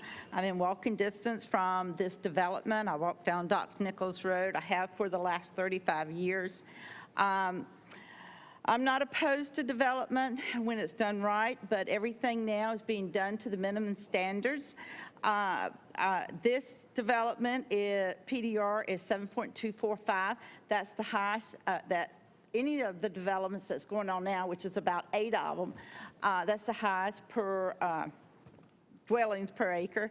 Fennel Farms is next door. It's about 50 to 75 feet away, but their townhomes are single story. These are 3-story townhomes. That's why I am requesting additional street landscaping along Doc Nichols Road. And yeah, you can see how the first slide is on Doc Nichols, where they provided the minimum landscaping, and it's nothing but hardscape. The same thing on Sharon Road, and the same thing on Ellis Road. We're requesting a 30-foot minimum buffer with a 0.6 mixed vegetation, as proposed on Mason Farms Roads, Orchard Ridge. We have shown up there, and also Carolina Arbors are some good examples. The next thing we're requesting is that no clearing and grubbing be within the proposed 30-foot buffer next to the property line, and preserve as many existing trees and supplement as necessary. We're requesting a 0.6 vegetation along the property lines next to the existing family homes. The 0.4 and the 20-foot boundary is just not enough. It does not provide a decent vista for the area. There's, if you ride out on Sharon Road, Orchard Ridge, there's a farm, and then there's Orchard Ridge. You cannot even see the 3-story or 2-story townhomes. I'm requesting this additional vegetation and buffers because these are 3-story townhomes, and that is not within the character of Doc Nichols Road. I'm also requesting no retaining walls within the 30-foot boundary buffer, requesting no clearing and grubbing, no stormwater devices, no fill material, and no retaining walls within the 100-foot stream buffers, as was done on Fennel Farms and other developments in the area. In the area, they have cleared up to 50 feet of the stream buffer, provided retaining walls less than 100 feet from the stream buffers, and provided stormwater devices in it. And I also like to say that the 700 vehicles per day on Doc Nichols Road, there has not been a true traffic count on Doc Nichols Road by NCDOT since 2015. So the 700 may be what's showing up on the map, but there has not been a traffic study, and I am requesting that updated traffic counts for this area be prepared and done with a 24-hour Thank you so much, count. Ms. Williams. I appreciate All right, thank you. your time is up. Thank you. Rebecca Freeman, and then Thomas Freeman. Good evening to you both, and thank you for being with us. If you'll state your name and address for the record, you'll have 3 minutes. Thank you very much. Thank you. Good evening, Mayor O'Neill and Mayor Pro Tem Middleton and council members. I'm Rebecca Freeman, 1818 Southview Road. I'm a lifelong resident of Durham County. I had 6 issues to speak on, but many of them have already been taken, so I'll just talk about the ones that I do have left. I noticed that on the plans, only one type of housing is included, and according to the comprehensive plan, more than one type of housing is recommended for development. So that was one of the issues that I saw. It's inconsistent. The plan gives few details about the appearance of the townhomes. Although the plans state that a variety of materials will be used, there is, in quotes, no proposed architectural style, no distinctive architectural building features proposed. Roofs will be sloped. So I hope so, not flat. And so more details are needed on what they're planning to construct there. And there is only one entrance and exit onto the property to a street. The other ones shown on plans go into private property, and that would have to be developed before there's another exit or entrance into that property that is that's close to between 700 and 800 feet deep. And I think that is probably an emergency exiting problem from the rear of the property if something were a problem at the very beginning of the at the front of the development, and the development needed to be evacuated. It would be a problem. Thank you so much. May I give my time to someone else that didn't finish up? We don't yield time during public session. Thank you. Mr. Freeman? Good evening, sir. If you'll state your name and address for the record, you'll have 3 minutes. Good evening. Thomas Freeman, lifelong resident of Durham City, Durham County. I reside at 1818 Southview Road, Durham, North Carolina. I come to you, City Mayor, City Council, citizens of Durham. I come to you tonight to bring to your attention the reason that this is an awful site to develop. I draw your attention to the topography, which is on the screen. The grade starts at about 396, which is adjacent to the roadway. Slide it down a little bit so you can see the roadway. Okay. Okay, there you go. Okay. And there you go. There's the roadway. This is the roadway. This is Doc Nichols Road. The point I'm trying to make here, folks, is that that elevation is around 396, 400. The bottom of the grade is around 320. So that's approximately 72, 76 feet of vertical drop. So you've got this huge drop between the front of the property and the back of the property. Horrible topography. Next photo, please. I'm going to take you on a visual tour of an adjacent property. This is Findle Farms. I'm sitting on Doc Nichols Road looking down the slope. The property to your left is not the subject property, but it is typical of the topography in the area. You look way down at the bottom. This is what the site's going to look like. Take a look at the image to the right. That's all fill material. That is all fresh fill material that was brought in there, hopefully well compacted, and homes perched, built on top of it. Next slide, please. At the bottom of the hill, this is what you're greeted to. Behind this wall is fill material that holds all of this in place. Keep your fingers crossed that it holds it all in place. Next slide, please. These are engineered devices. They have a pretty good record, but it's not perfect. This is another shot of that same wall that's holding millions of cubic yards of soil in place on Findle Farms. The same I would expect. I would show you the grading plan, but we don't have a grading plan. We don't have a grading plan. Next slide, please. So as you drive down Doc Nichols Road, this is what you're greeted to, the rooftops. This is in yet another recent development, another mass-graded, high-density subdivision. But if they drop the elevation, the grade at Doc Nichols Road, this is what you're going to look at, the rooftops of homes. Mr. Freeman, thank you. On, but I'll stop now. Thank you so much. Mass grading's got to stop. Thank you, Mr. Freeman. We have a page poke that signed up to speak, but has indicated that a video is to be shown. Do you know what the duration of that video, the time on the video is? 2 minutes? All right, if you have that queued at this time. Hello, my name is Paige, and I live on Doc Nichols Road, right next door to the large Findle Farms development, and across the street from a development that they're dynamiting up to 15 feet into the ground in order to find stable land to build on. And I'm also right on the border, right here, of where the 1409 Doc Nichols development is being planned on being built, that's up for annexation. And I'm going to show you the impact of the dynamite, the impact of this development, and how it's actually disrupting our infrastructure, not just the ecological equilibrium of this space. So you see I have gray water lines, and they come straight from my house, and this is all of my plumbing.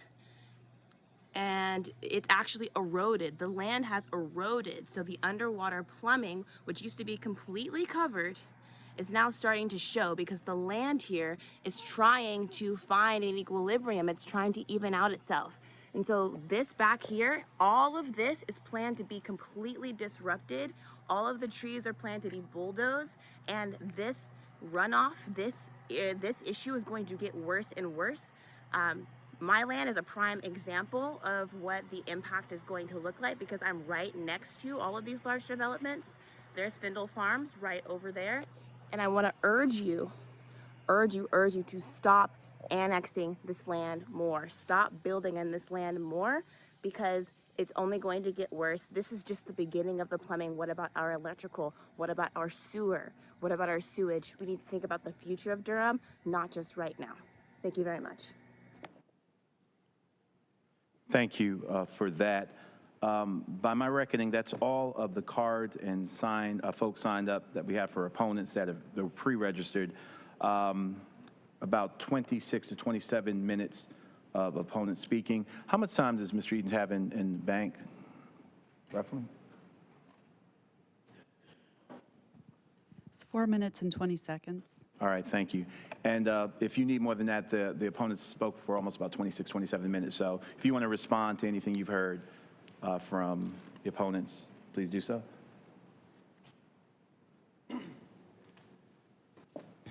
Yeah, thank you for the opportunity. I was making notes as people were talking. I try to address some of these that I highlighted.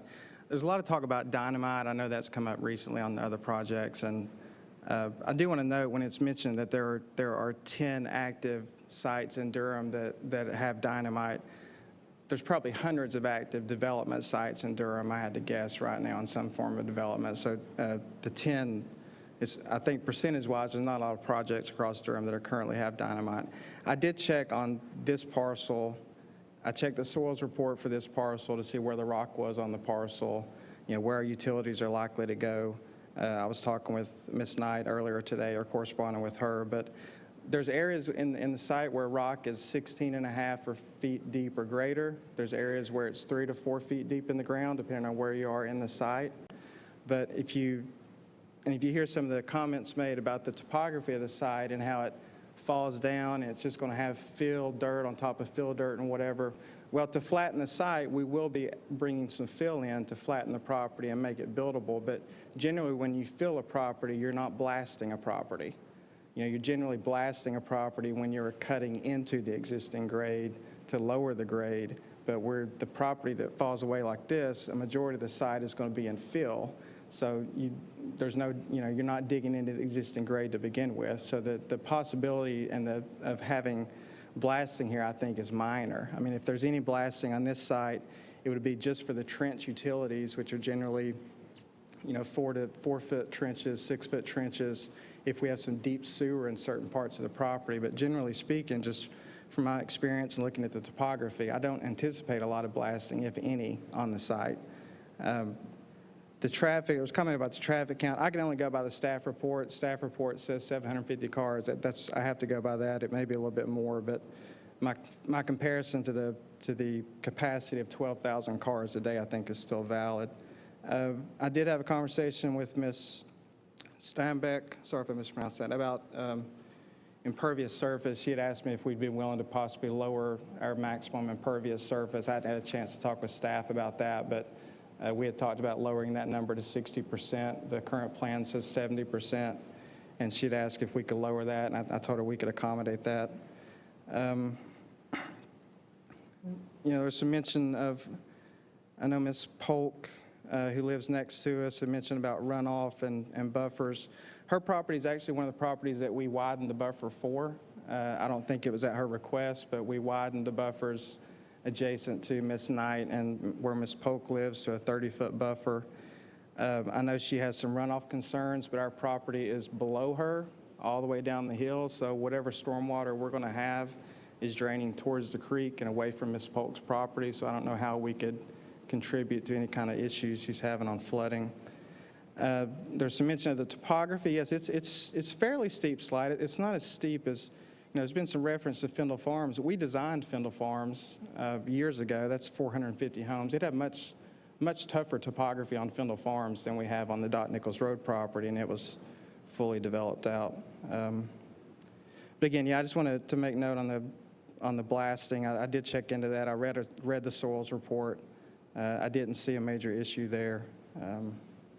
Hope I've addressed some of these concerns. Oh, one mention about only being one entrance to the site. Well, I mean, the site has small frontage at 60 units max. You know, Durham's code allows up to 90 units before you need a second point of access. So we meet the code there.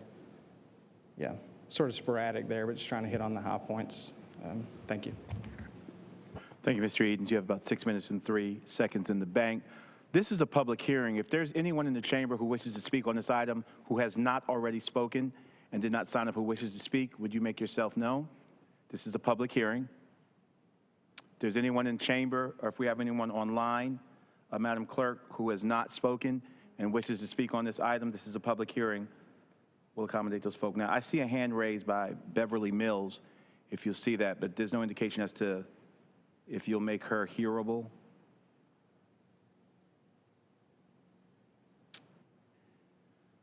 Good evening, Ms. Mills. Can you hear me?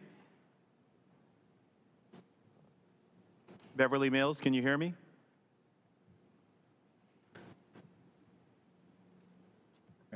Hello? Hello, Can you hear me? Ms. Mills, can you hear me? I can hear you, yes. Are you seeking to speak on this Doc Nichols annexation case, item 33? I am. Are you a proponent or opponent? I'm an opponent. All right, if you would state your name and address for the record, you'll have 3 minutes. We're glad you're with us. Thank you. My name is Beverly Mills, and I live at 5604 Leesville Road, right across from the new townhomes, Spindle Farms, and beside Carolina Arbors. And when it comes to the blasting, I would like to say that it has affected my foundation, and it has affected well, water, and septic system also. So I'd like to make that known because I noticed that a lot of people don't seem to think that matters to us people who already live out here with all the construction going on. But I'd like to make that known. And also, I'd just like to know, I mean, we have so many environmental issues that everybody is talking about. I'd like to know if we have done any kind of studies recently with the inflation and the recession as to whether or not we are overbuilding in Durham for what is needed with the companies that are currently starting to pull out of the area. How do we measure that is one thing I'd like to know. I would really hate to have all these townhomes built and we not have enough people to fill them in my neighborhood. That's one thing I'd like to know about. I'd also, the traffic here is really bad. Doc Nichols is much worse than any other road. I live on Leesville, but Doc Nichols is worse and is backed up at high traffic times of the day all the time.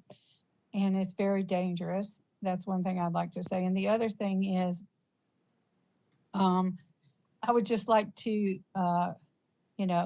make it known that I'm not against progress, and my cousins and different people have sold their land out here. It's just a matter of doing it properly. And I really think people like the rural Durham people that are coming in are doing a great job at getting some things worked out to help us have a better development here and us to be proud of what we've got here in Durham. Ms. Mills, thank you so much. This is a public hearing. Is there anyone else who wishes to speak on this item who has not had opportunity to speak? This is a public hearing. Seeing none in the chamber and seeing none on the our virtual platform, at this time I'm going to now yield to my colleagues on the council for any questions or comments you may have for the developer or the opponents. Councilmember Hyman. Yes, I have a question for the developer. Oh, bring it. I hate this thing. Hello? Can you still? And this just might be my lack of knowledge, but is there any other way to, I mean, do you have to use dynamite to do what you need to do? I guess you're doing that to kind of clear the area, but is there another way to do that? Because I'm just concerned about some of the things I'm hearing in terms of how close it is to some people's homes and just question. Yeah, and you know, unless you're a geotechnical engineer, which I'm not, you know, you don't know a lot of these things. I mean, I've done some reading recently, but I mean, rock doesn't necessarily mean blasting. You know, there's rock all over Durham that a geotechnical engineer will tell you with a proper excavator and the right teeth on the end of that equipment, you can, it's called rippable rock. You can rip that rock and pull it out just like any other material that you would move around. It's rock that I think, you know, they measure it by, because before we went into the project, we hired an engineer to go and drill test holes into the ground. So we drilled probably 12 to 14 little holes all across the property to check the soil, see where the rock is, because we want to know that going into it. And like I said, most of the site, the rock is fairly deep, but the report says that the rock that they encountered, like from the data I saw, it looked like the vast majority of it can be removed with equipment without blasting. You know, blasting's your last resort. That's the last thing that you want to get into, because there is monitoring of adjacent homes required. You have to put sensors and measuring devices on homes and check foundation cracks and things like that. It's something that we hate to deal with and haven't dealt with in a long time, to be honest. But just because the rock is there doesn't mean to be blasted is my main point. You can remove it with regular grading equipment, generally speaking. One more question. Sure, absolutely. So again, so if you don't have to blast, right, is there anything that can be put in place so that if, let's say you have to do that, like you have to blast, and then there's some disruption to people's homes, how do, you know, is there anything that can be put in place to kind of help that in terms of if that happens? I mean, I'm assuming the current ordinance has to address blasting, and I mean, I'm assuming Durham has rules on blasting as is. I don't know those rules because I'm not a blasting company. I see Sarah stepping up, but. If I might, good evening, everyone. Sarah Young with the Planning Department. I'm not a blasting expert, but I've done some research on this recently, and blasting is regulated through the fire code, or the fire prevention code more specifically, and it is regulated through the blasting permit that's required to be obtained. That's administered through the fire marshal's office for each jurisdiction. There are requirements in the fire code in terms of requiring notice to properties within a certain distance of the blasting, allowing folks to opt into a pre-inspection that then makes it so that a blasting company will do a post-inspection, including for wells that are a certain distance. I think it might be, I don't remember if it's 500 feet or 750 feet, one of those two numbers. And then they're required to come back in 24 to 48 hours after the blasting and inspect the well. Now, that only works if they've done the pre-inspection to compare against, right? And so I think that's some of what we're seeing is that blasting companies are not required to give ample notice, and folks are having folks knock on their door with relatively little notice and maybe having a hard time accommodating those inspections. But that's regulated, the fire code, which is essentially a state building code. Did you have anything else, Councilman? All right, thank you. We don't call out from the gallery. Colleagues, anyone else? Councilmember Freeman? Thank you. We'll be in order, please. Thank you, sir. I just wanted to follow up on Councilmember Hyman's line of question and around the blasting, I guess. Sorry, just making sure you can hear now. Just following up,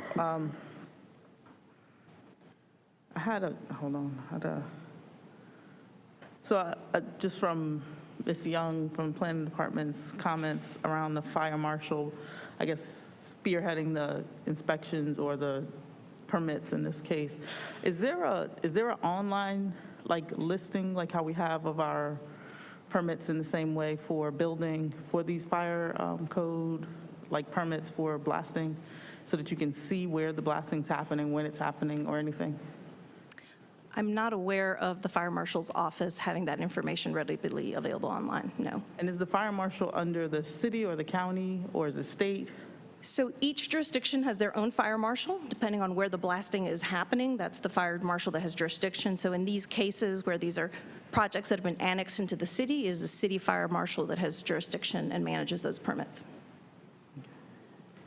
And I would just like to ask the city manager's office to kind of if you could share some type of format or update, or any information that would be helpful, and just making sure that we understand where the blasting is happening and kind of timeline, because I feel like in conjunction with kind of climate change, these elements are really kind of coalescing in like a hurricane or what is it, a typhoon type of way to make this tomato soup a problem in our county area. And so annexing these properties continues to keep pushing the kind of water and soil moving concerns forward. And then I would just like to just speak to our developers representative, Mr. Eden. I'd like to thank you on behalf of myself and as a member of this council for always stepping up to do the things that need to be, like, I think from a days on planning commission, you've always kind of taken the challenge and kind of slam dunked it, so to speak. I appreciate the proffer of the 3 townhomes, the concern with the 3 stories and the concern with, I guess, the heights. I didn't hear you address any of what and I'm going to mess it up, I know it's Pamela Williams.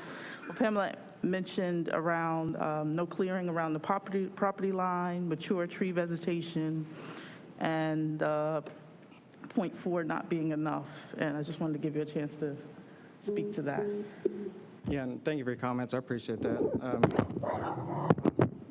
Microphone just fell through the table. But so a couple of the property lines we're offering more than the 20-foot buffer that's 0.4 opacity. It's specifically the property owners that are most impacted, which is Miss Knight to the north, where we have a 30-foot buffer at 0.6, and Miss Polk, who you saw lives next to us to the southwest, where we have a 30-foot buffer at 0.6. Along the southern property line, we kept that buffer at 20 feet because immediately on the other side of that property line is the access road to the pump station, and the units are not until further over. So I didn't feel the need to add a buffer to the existing units in Findle Farms when they already had the pump station access road and their own buffer between their property and ours. So we are doing more buffer in the 2 locations where the neighbors are. If it helps, like we've had another project where we had a 30-foot buffer that we planted to a 0.8 opacity.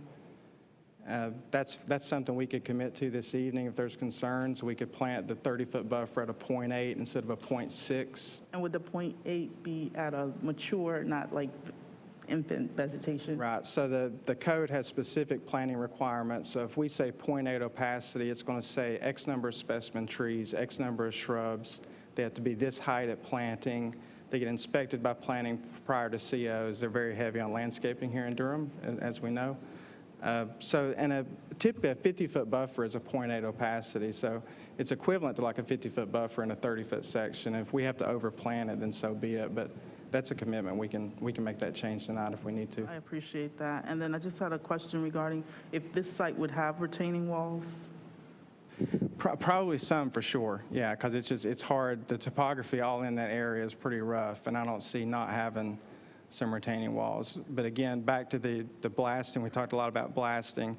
2 things can't be true. The site, at the same time, the site can't fall way away from the road and need fill material to function, and we need to blast into that ground at the same time. Those 2 things just can't be true, and that's what I don't think it'll play out that way here, yeah. And I'm very aware of some of, like you mentioned, Findle Farms being a site that you designed. Acknowledging that Findle Farms was also a site that was designed by your offices. Is there a plan around what these retaining walls might look like so that it doesn't just appear as just a wall? I mean, they're typically, they're going to be, if they're located along the northern and southern boundaries, for example, that's the areas where we have tree buffers and whatnot anyways. It would be similar keystone walls to what was in those photos, because that's sort of the industry standard, is that keystone-looking block wall. I mean, it's the cheapest and it's the most effective, and it's what we use the most. You can get into cast-in-place walls and maybe make them a little bit more architecturally appealing, but the cost is outrageous, and we've got a lot of proffers already on this one, so I'd be hesitant to do that. But it'd be your typical keystone kind of wall. And just one last question, I just going back. Do you have an idea of what your planning or your grade plans might be? Are you trying to do a split grade plan, or are you just trying to do all mass grade? Well, it would definitely be a mass graded site. I mean, mass grading is nothing more than a current construction practice. We didn't do it 20 years ago because we didn't do a lot of things 20 years ago. Our cell phone couldn't video 20 years ago either, but we do those things today.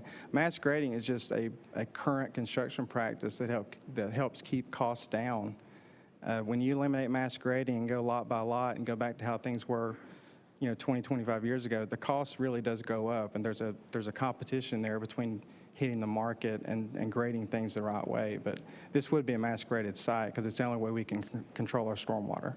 And I appreciate that. I think in a previous case, we had a developer share that they were going to do like a 30, or like a phased-in mass grading, and so they weren't going to do it all at once to kind of control some of the runoff. And I was just asking if you were... On a larger site, like if it was a 100-acre site that was in phase, it'd be much easier to do that. But when I'm only grading 4 or 5 of the 8 acres, I sort of need to control it all at once. Okay, thank you. Thank you, council member. Council members, questions, comments? Council members, any? All right. Forgive me. I have a question for one of the opponents. Mr. Turner, did you say that there was damage to your home because of blasting? Was one did? If you would approach, I'm sorry.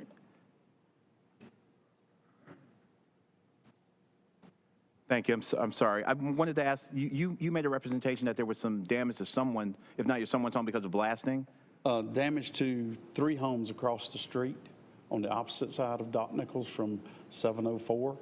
The one across the street, the foundation is damaged and their well, and the house next to them is damaged, foundation and well, both on theirs.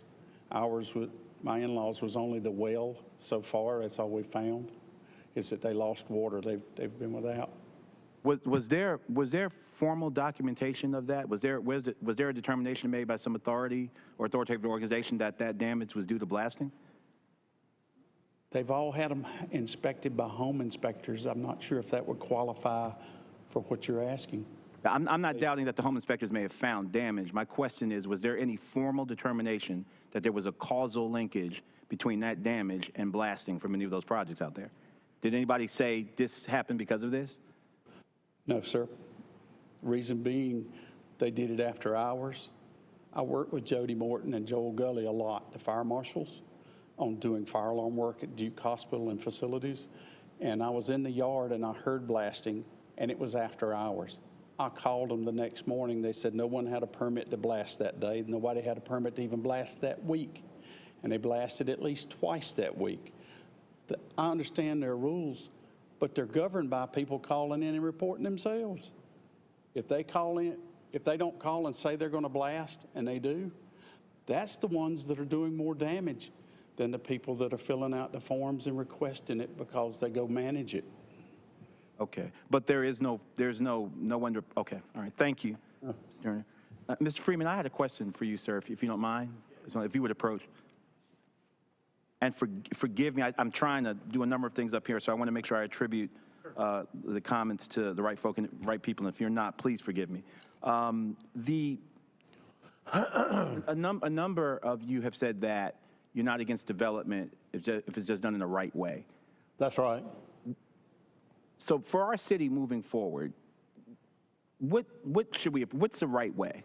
Is it no blasting ever, no mass grading ever, no townhomes ever? Mass grading is the most environmentally destructive construction method on the face of the planet, where you take, it has been said by one of the staff. So is the answer yes, that no mass grading would be the right way moving forward, ever?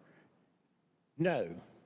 In certain applications, for certain structures, on certain topographies, it may be. But you build according to the site. You build what the site will allow. You don't go in there. Now, this is my orientation. My orientation is I used to do park campground design and layout. So we did hundreds of acres of development. We put in water and sewer, paved roads, that sort of thing.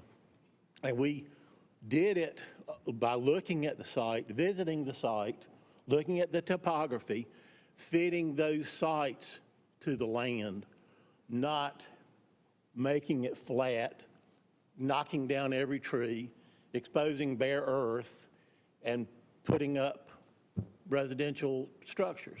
That's not the way it's properly done, in my opinion.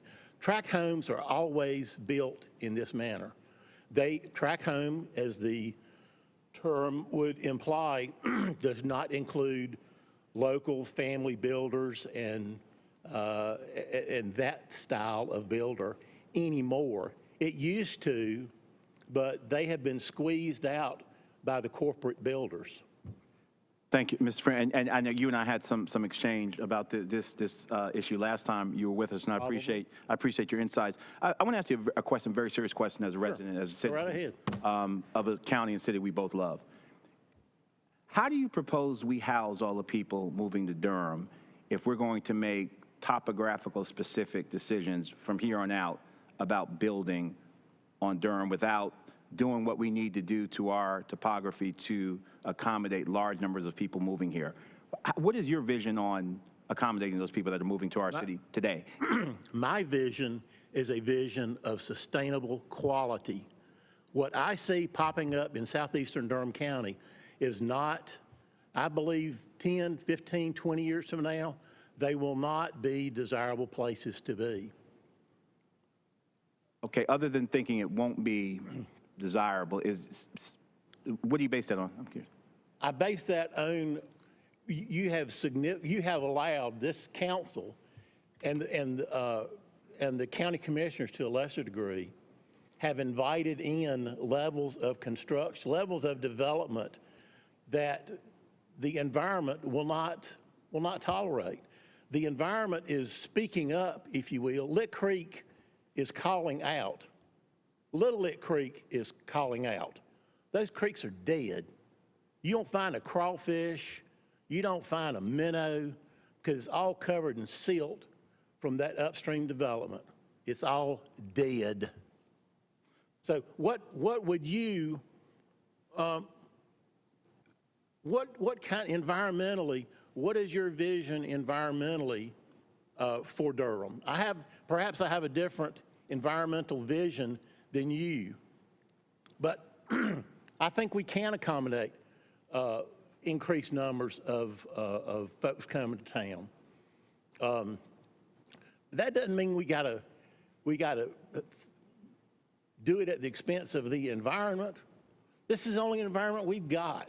We can build all the houses, all the townhouses you want to build. We can build them from here to there, but we've got one environment to take care of, and we're not taking care of it. Thank you. I'd like to, if I could say one thing. A lot of folks come to me because they don't have a voice. They say, Tom, would you please stand up there and be my voice? They say, I'm not smart enough, I'm not educated enough, nor am I, but I will stand for my brothers and sisters in my community, and I won't run, and I won't waver, and I'll speak with clarity in every opportunity I can. Thank you very much. We appreciate your voice. Thank you very much. And finally, for the developer, Mr. Edens, if you would approach, and then I'll check in. Yeah. Mr. Edens, actually, the mayor just reminded me, we are actually at the 9 o'clock hour, and we need to take a break to give our staff a chance to just stretch a little bit. We will recess for 10 minutes. I see 9:02 on the clock. We will reconvene at 9:13. It's 9:03 now. 9:13 we'll reconvene.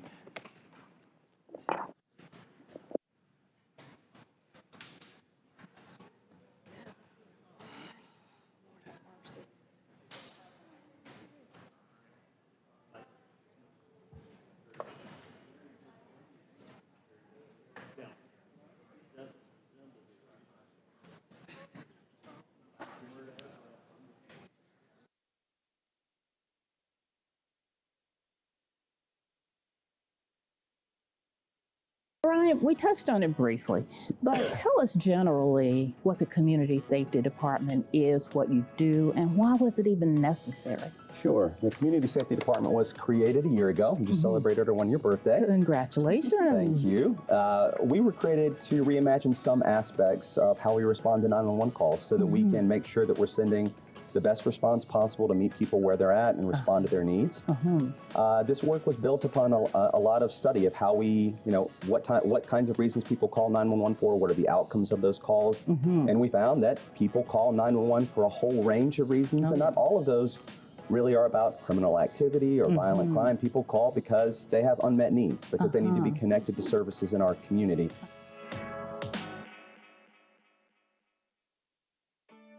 Here's some tips to ensure that your garbage and recycling gets picked up. 1. Your cart should be put out for collection before 6 a.m. on your collection day. 2. Your cart should be at least 3 feet from all other objects such as mailboxes, telephone poles, fire hydrants, trees, and other carts. 3. Your cart should be no more than 3 feet from the curb. 4. No vehicles should be blocking your carts. The mechanical arms on our trucks need direct access to your carts and cannot reach around vehicles. To find more information about garbage and recycling pickups, go to this web address. ¿Sabía que la ciudad de Durham cuenta con servicios de interpretación y traducción? La ciudad adoptó un plan de acceso al idioma para ofrecer servicios lingüísticos y ayudar a que las personas que no hablan inglés puedan tener acceso a los servicios y programas de la ciudad sin la barrera del idioma. Por medio del plan de acceso al idioma, los habitantes tienen derecho a solicitar sin costo alguno servicios de interpretación y traducción, recibir la traducción de documentos importantes y de comunicaciones de emergencia en español, presentar una denuncia de discriminación por motivos de idioma o por no recibir servicios de manera adecuada de acuerdo con la política del plan de acceso al idioma de la ciudad. Para recibir más información sobre la labor de la ciudad relacionada con el acceso al idioma, visita durhamnc.gov/acceso. Did you know the City of Durham has interpretation and translation services available? The city adopted a language access plan to provide language services and help non-English speakers have access to city services and programs without a language barrier. Through the city's language access plan, residents have the right to request interpretation and translation services free of charge, receive translation of vital documents and emergency communications in Spanish, and submit complaints of language discrimination or on the failure to adequately provide services in accordance with the city's language access plan policy. For more information on the city's language access efforts, visit durhamnc.gov/languageaccess.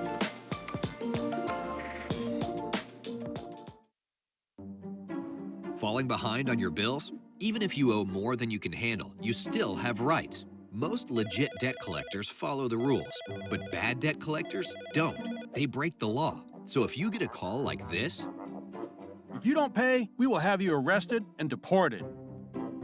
Or this, this is your final warning. Pay up now or we'll contact your employer and make them pay. Hang up and report it to the Federal Trade Commission. You have the right to be treated fairly no matter what. That means debt collectors can't use abusive language, threaten violence, or harass you. Or call you before 8 in the morning or after 9 at night. They can't lie or pretend to be someone they're not. I'm an attorney and will take legal action if you don't pay this debt right away. Or get you to pay a debt that doesn't even exist. They can't have you arrested or deported or tell anyone about your debt. Bad debt collectors like to knock you off your guard to get an advantage, create a sense of urgency, and rush you. They'll say anything to get you to pay right now. Instead, hang up and report it to the Federal Trade Commission at ftc.gov/complaint.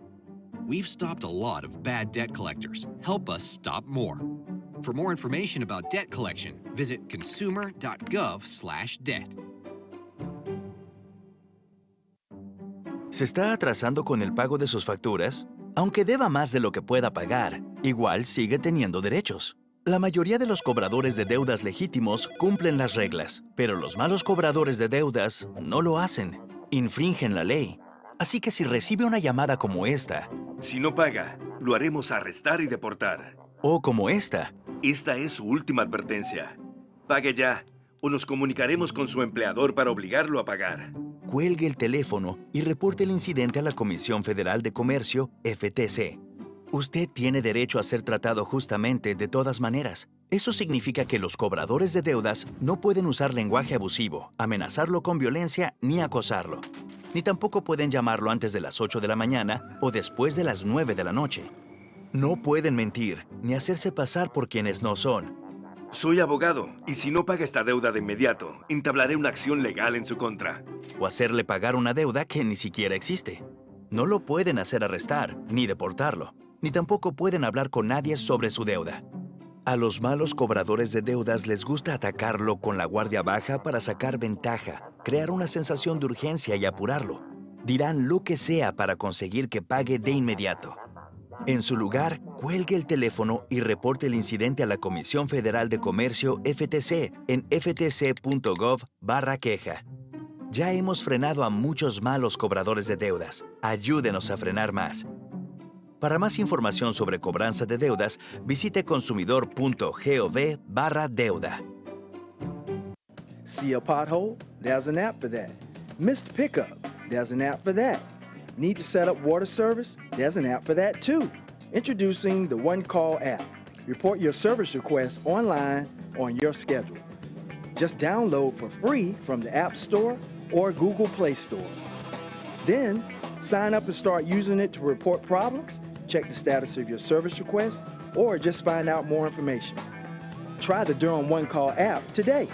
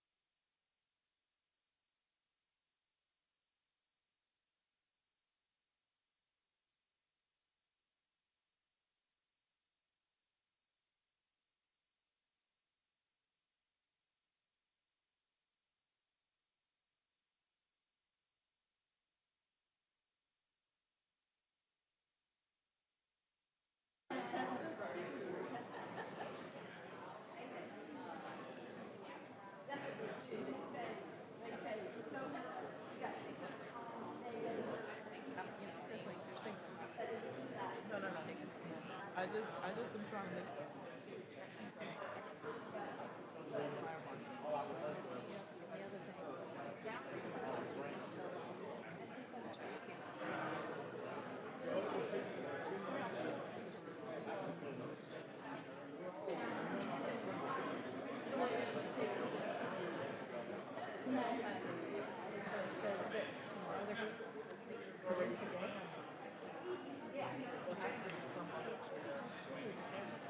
Pass me that gavel real quick, please, and pad.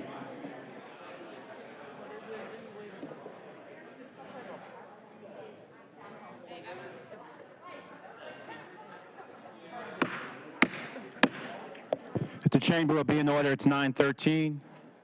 We're ready to reconvene. If our guests will take their seats and staff will assume their places, we're ready to begin.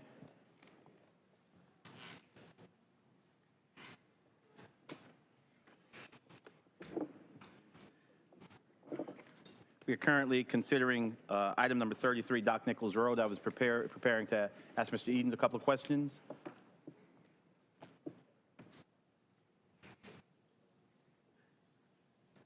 Mr. Edens, thank you so much. Your company designed Findle Farms, correct? Correct, yeah. Did you use any blasting to build Findle Farms? I honestly don't know the answer to that. I really don't. We did the design, but we weren't involved with the construction. We handed over at permitting phase to John R. McAdams, so I wasn't part of the construction process. I honestly don't know the answer to that. Yeah. Have you ever paid any restitution to a homeowner No, sir. for damage to their property because of blasting, ever? No, sir. Have you ever been sued? No, sir. For that? No, sir. All right. The Planning Commission voted to approve this project and perhaps I should have asked this to the opponents, what was the Planning Commission's general response to concerns raised about blasting? I don't think we talked about blasting that much at Planning Commission. That was 2 or 3 months ago, and that issue seems to be a little bit more recent. I don't recall a lot of conversation about blasting at Planning Commission, so I don't remember it coming up because I didn't have any notes from it from before. Would you remind me what the anticipated price points on these townhomes? Yeah, so I checked on that today. And I always clarify this statement by saying if they were on the market today, being sold today, they probably start in the high threes. Townhomes would start in the high threes would be the market for this location. All right. All right, thank you. That's all I have. That's all I have for now. Colleagues, it's on us. Any council members have any questions or comments? Councilmember Williams? Thank you. I just want to make sure that as we're listening tonight, that the concerns that are shared are not falling on deaf ears. But in fact, I think that you all are contributing to setting the standard, and I appreciate that. I'm going to continue to listen, as I said before. To the developer, I appreciate, the effort you're putting into going beyond the code. And as we prepare to rewrite our UDO and, just bring our standards up to current day, I think that this rich debate is what's helping us determine, what that language is going to look like. I also want to remind the public, because I know there are some narrative hijackers out there with really strong thumbs on Twitter or wherever. I want to just try and expose to folks how complex sitting in this seat is. Speaking for myself, but I'm sure I share this with my colleagues, we hear from all sides. It's not just what we hear tonight. If we're doing our homework, we hear a lot from multiple perspectives. In regards of, just the mass grading, the blasting, the housing infrastructure, those are things that I'm listening to, and I'm like, you know what? I want to make sure that we're doing our due diligence to make sure folks are treated right, make sure their properties are treated right. At the same time, the other contributing factors that makes this so complex is, and this might sound a bit brash, but when you have a home or a roof over your head, and when you have someone that's trying to get a roof over their head, that's a really, really, really tough space for us to be in, because we have to determine how we're going to house the folks that are coming here, as well as preserve and protect the folks that are already here. So I just wanted you all to know, your complaints are not falling on deaf ears. This is a very complex matter. And whether we vote for or against, that doesn't mean that we don't care for the folks that are coming or the folks that are already here. And for those folks that keep saying every single development needs to be affordable housing, is not as simple as that. And for those folks that think that we shouldn't have any affordable housing, it's not as simple as that. So I will continue to listen as my colleagues, as you give your comments. But I just wanted to make sure you all knew that, and this is for anyone who's listening, your voice is not falling on deaf ears. But please know that the seat that we're sitting in is extremely complex. It's not as broad as, I don't want anybody to oversimplify it. It never is that simple. Thank you, Councilmember. Councilmember Caballero. Thank you so much. There was a question about supply. There was a comment on the Zoom, I think, and I just wanted to know if staff had any kind of updates. I have some thoughts, but I just wanted to know if you all could maybe answer that. So I don't have those numbers with me tonight, but as part of the comprehensive plan process, we do forecast out population growth, number of projected dwelling units that we'll need by the horizon year, which for the new comprehensive plan is 2050. And we also project the need for other land uses. How much, commercial, industrial, et cetera, are we going to need to support all those residences? So those, again, I don't have them with me. Those actually, I think, will be made public at our next comp plan update for Joint and City County Planning Committee, which will be coming up in a couple of weeks. I'll double check with staff to make sure that is correct, but I believe that we're going to be sharing those numbers then. Thank you, I appreciate that. I think, Mr. Freeman, I had a quick question for you, and I'm sorry to put you in the hot seat again. How can I help? Yes, I think after the last JCCPC, several folks from the preserve. I can't hear you, ma'am. Sorry. I think after the last JCCPC meeting, we spoke briefly. The last joint city-county planning meeting probably been about a month ago. And at the time, I asked you the same question that my colleague and the Mayor Pro Tem asked you, which was what kind of development do you think we should be doing? And at the time, you basically suggested we should be doing single-family homes on acre lots out in that area. I don't know if that's your opinion today, but I am curious, that is what you shared with me after that meeting, and so I'm curious what your opinion is to that statement that you made at the time. If you agree with that statement today. So let me make sure I understand. You're asking me. Correct. What is the ideal development in Durham County? I'm asking you if you stand by the statement that you made after the JCCPC meeting to me when I did ask you the same question, well, what kind of development would you want to see out in this area? I suggested that we should only be allowing single-family homes on 1 acre lots. And I guess my question to you is, after all of these conversations that we've been having in community, after all of these public hearing meetings that you've been participating in, do you still stand by that statement, that you believe we should only be doing single-family homes on 1 acre lots in the southeast? I believe a single-family home, rural residential, is the proper zoning for the communities in southeast Durham primarily. That's certainly not to say that there couldn't be infills with townhomes.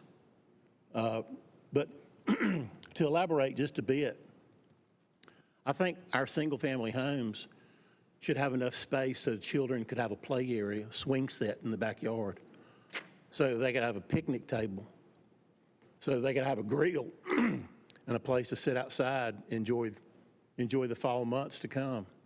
That's what I envision. I don't envision high density where children don't have a backyard to play in, where they can't explore and be creative in a backyard. Is that asking too much? Thank you, I appreciate the answer. So my question for you is, and there's been a lot of analysis done around land use, that we actually waste a lot of space on private yards that people don't use, that we actually use public space, public parks, places that all of us collectively gather, much more than we use private property, large lots, for the very things that you're saying. And we've actually isolated ourselves in ways that are unhealthy from one another. We've built exclusive, high-cost neighborhoods. I'm not talking about exclusive, high-cost neighborhoods. Thank you. Those are That your was the only words. question I had. And I'm not suggesting for a moment. I appreciate you answering my question. Thank you. Did I answer it? You did. Adequately? You did. I appreciate it very much. I have a question for Mr. Edens, and it's because you're the developer here that can potentially answer this question for me.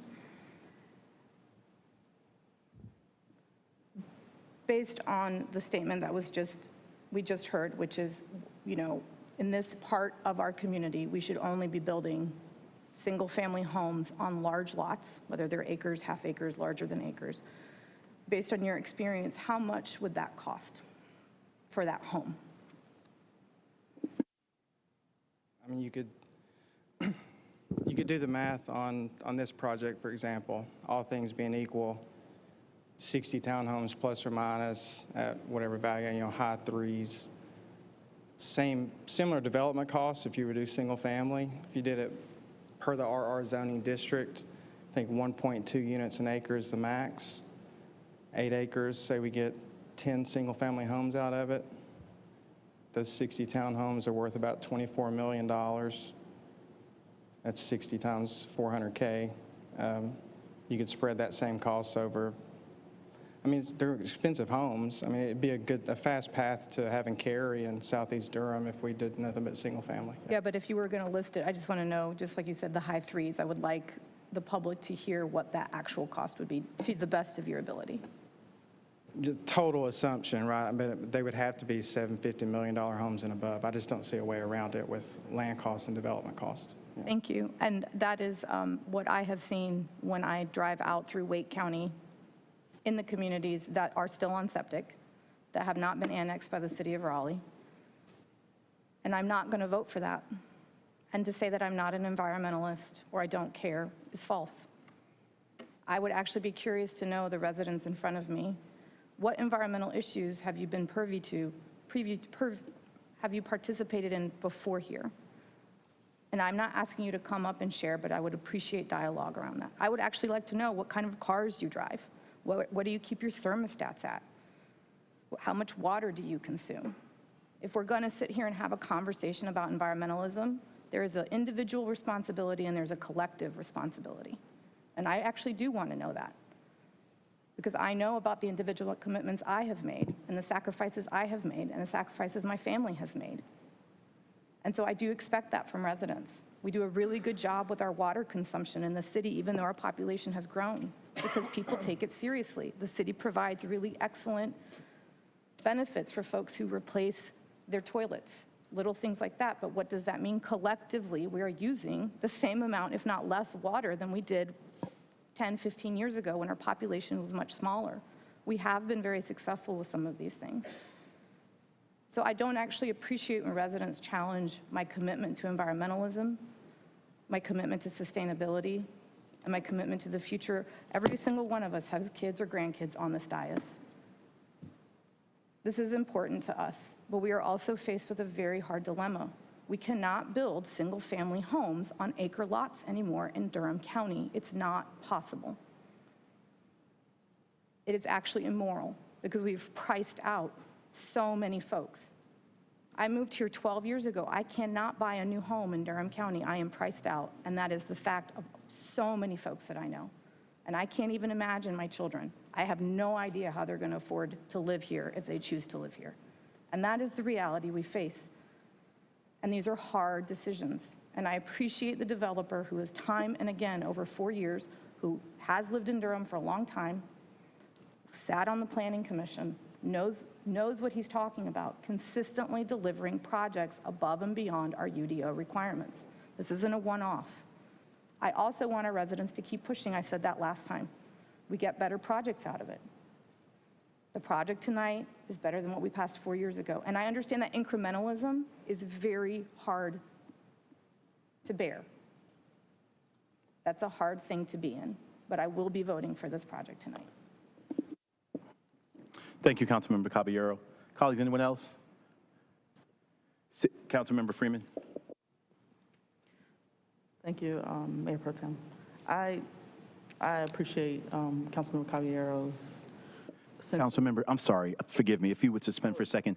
I should say, if anyone has any other questions for the developer or the opponents, if not, I'll close the public hearing and bring it back up here, and then we can have our comments. Did you have a question? Yes, ma'am. I'm sorry, forgive me. I just want to make sure you can hear me, so I remove my mask. I'm trying to stay away, but I really appreciate Councilmember Caballero's sentiments, and I think we consistently try to get to that point of sustainability in these projects. And I just wanted to track back to staff, because I think there's a little bit of dialogue missing in the inspection side of this conversation. And I do want to make sure that it's very clear for our residents just exactly how this process should work, especially for our senior population, when someone's knocking on your door saying that they want to, inspect your property before they blast or what have you. So that was the main question. And then I do have comments, which I'll hold. Sure. I would just encourage folks to avail themselves of those opportunities when they come. The time frame that I think they give folks is not the largest, so I know it can be tough sometimes to accommodate them. But blasting And I'm happy to share with you all the blasting permit. It has the conditions of what all have to be met and when they have to come back and re-inspect and all those things. So I can provide that information. I don't have it memorized, but it is something that becomes a private civil matter after the fact. So if there is damage, that becomes an issue between that homeowner, property owner, and the blasting company.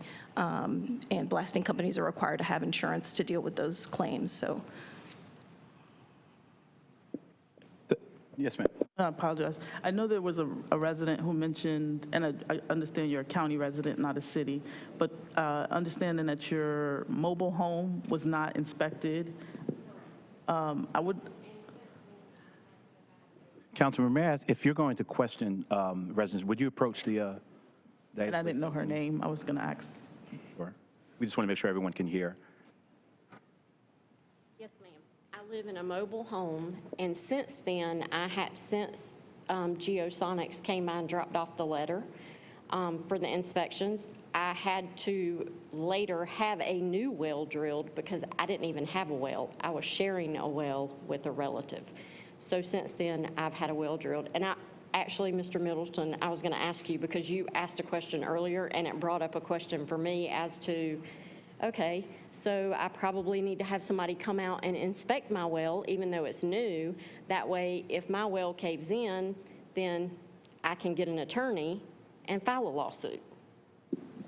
And I appreciate that because I think it's a little bit of miss on the education side, understanding that we're not county representative, and these are county lands that are being requested as annexed in to the city limits. And I just want to say that this is different from other conversations on planning and zoning and sustainability because these are county lands that we're kind of annexing into city limits, and it comes with a responsibility that's different from, infill or other developments that are within city limits or filling in a donut hole.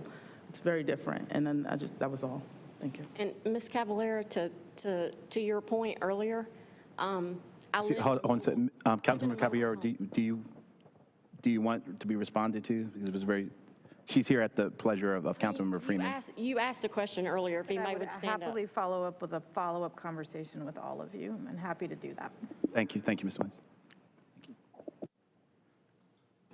All right, colleagues, if there's no other questions or comments from council, I'm going to declare this public hearing closed, and the matter is back before the council. Before we do vote, the staff will need to give voice to additional proffers that were captured. You can do that now, and then I'm going to have the council. Why don't I have the council give their comments or questions first, and then we'll hear from staff for entertaining motions. Colleagues, the matter is back before us. The public hearing is closed.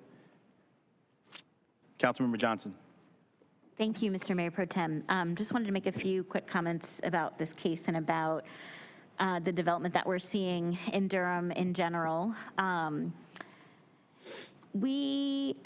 feel like I say this every time, so no surprises here, but I think it bears repeating. We're a growing city. We are going to continue to grow, and we don't have the option of not building new housing. We have thousands of people moving to this community every year, and they have to live somewhere. If we don't provide places for them to live, then we are going to exacerbate the housing crisis that we find ourselves in. Supply is not in and of itself a solution to the crisis. We can't just increase supply. We also have to have government investment in affordable housing. We need to continue to leverage resources as much as possible from the city and any state and federal resources that we can get our hands on to provide more affordable housing for people who can't afford to buy housing on the market. But supply does have a very important impact on the market, and we are not in the position to stop building housing, and in particular to stop building dense housing while the city is growing incredibly quickly. I don't think that there are many other places. I know that there are not many other places in this country that have seen the kind of rent increases that we have seen in Durham over the last few years. You don't have you don't have overbuilding. When you have a city that is overbuilding, you don't have rents going up 50% in a year. That only happens when you have a lack of supply, and landlords and rental companies can get away with those kinds of increases because they know that there will be people who are so desperate for housing that they will have to pay it, or that they'll, move in with relatives, or, double up with friends. Like we are seeing incredible increases in costs of housing right now, and it's not going down, even though we are building a lot. There's a lot of development happening in this region. There's a lot of development happening all over the city. Costs are still going up. And again, I don't think supply is the only problem. There's also a completely unregulated market for housing as a commodity, which is not what should exist under any circumstances. But given that it does, we really don't have the option of not building. And new housing has to go everywhere in this community. The best places for it to go are, of course, infill developments, downtown. Of course, we also get folks, upset about luxury apartments going into downtown, though that is the best place for new apartments to go. But we also have to build out, and we have to build everywhere. We don't have the luxury of only building $1 million homes on acre lots in the suburbs. We need places where people can afford to live. And so I'm going to be supporting this project, and will continue to support projects like this, because I really just don't see an alternative that builds a city where we continue to have the people who work in this community, the folks who, the people who drive our buses and educate our kids and fight our fires, able to afford to live here. I'm very, very concerned about the direction of the community engagement that we're seeing around development in Durham, becoming more and more opposed to new building, in particular building of denser housing like apartments and townhomes. Because I believe that's the kind of housing that we need the most. We don't need more single family as much as we need more apartments. We don't need more homes to be spread out as much as we need more density. Though, in some cases I probably will approve single family homes because every little bit helps. But this kind of project, I think, is what we need to see more of. We need more of what we'd call missing middle housing: townhomes, garden apartments, duplexes, triplexes, small apartment buildings. This is the kind of development that Durham needs more of in order to keep up with the incredible demand for people to live here. And I don't want us to become a city where people, are busing in to do the work for the last remaining residents who could afford to hold on to their homes. Like, I don't want us to become a wealthy enclave. I want us to continue to be an accessible, affordable place where people at lots of different income levels can live and can thrive. And again, because I know there's a lot of criticism around this idea that supply is the answer. Supply is not the only answer, but supply is certainly part of the answer. And I want to appreciate the developer for also contributing 3 units of affordable housing. That, of course, the affordable housing crisis is an even more difficult problem to solve than our overall housing crisis. And so we always appreciate when developers contribute to that as well. We need to do a lot more, but this is certainly part of the solution. Thank you. Thank you, Councilmember. Councilmember Hyman, were you up there? Councilmember Freeman. Thank you, Mayor Pro Tem. I pause and hesitate just to make sure that I don't create offense in my comments, and just to ask for grace, and noting that it's not just housing that we need, but it is the sustainability. And the video that was shared was very helpful and laying out just exactly the context of how I've been positioning myself in voting no on many of these cases, and just acknowledging that we have to be responsible for what we leave behind. And so, yes, I appreciate what our developer community has done, and many cases to try and, kind of attack some of the issues that we do have and be supportive of the council's kind of focus. but I'm also very concerned that we are limiting ourselves to developers as our guide in how we develop our city, and I continue to raise that issue. I'm not sure how we answer that question juxtaposed to, a moratorium, but I do know that there is a need for us to make sure that we're not creating the harms that were done in the past in the future. And so you can see what it looked like 20 years ago. You can see what it looked like 40 years ago. You can see what it looked like 60 years ago. And if we're right now saying that this is the best that we can do, I'm concerned. And that's mainly the issue that I have, because if we're blasting and we don't have a way to control or to notify seniors in their community of, people who need to get inspections of their homes prior to, all of these are factors in this conversation that keep bringing people into this. And so I try my best not to pit the rural community against the urban community, acknowledging that I'm within city limits and that none of you are in my constituent group. So I'm not trying to get your votes. This is really just trying to figure out how to find a solution that actually benefits the city of Durham as well as the county, because I'm within the county limits as well.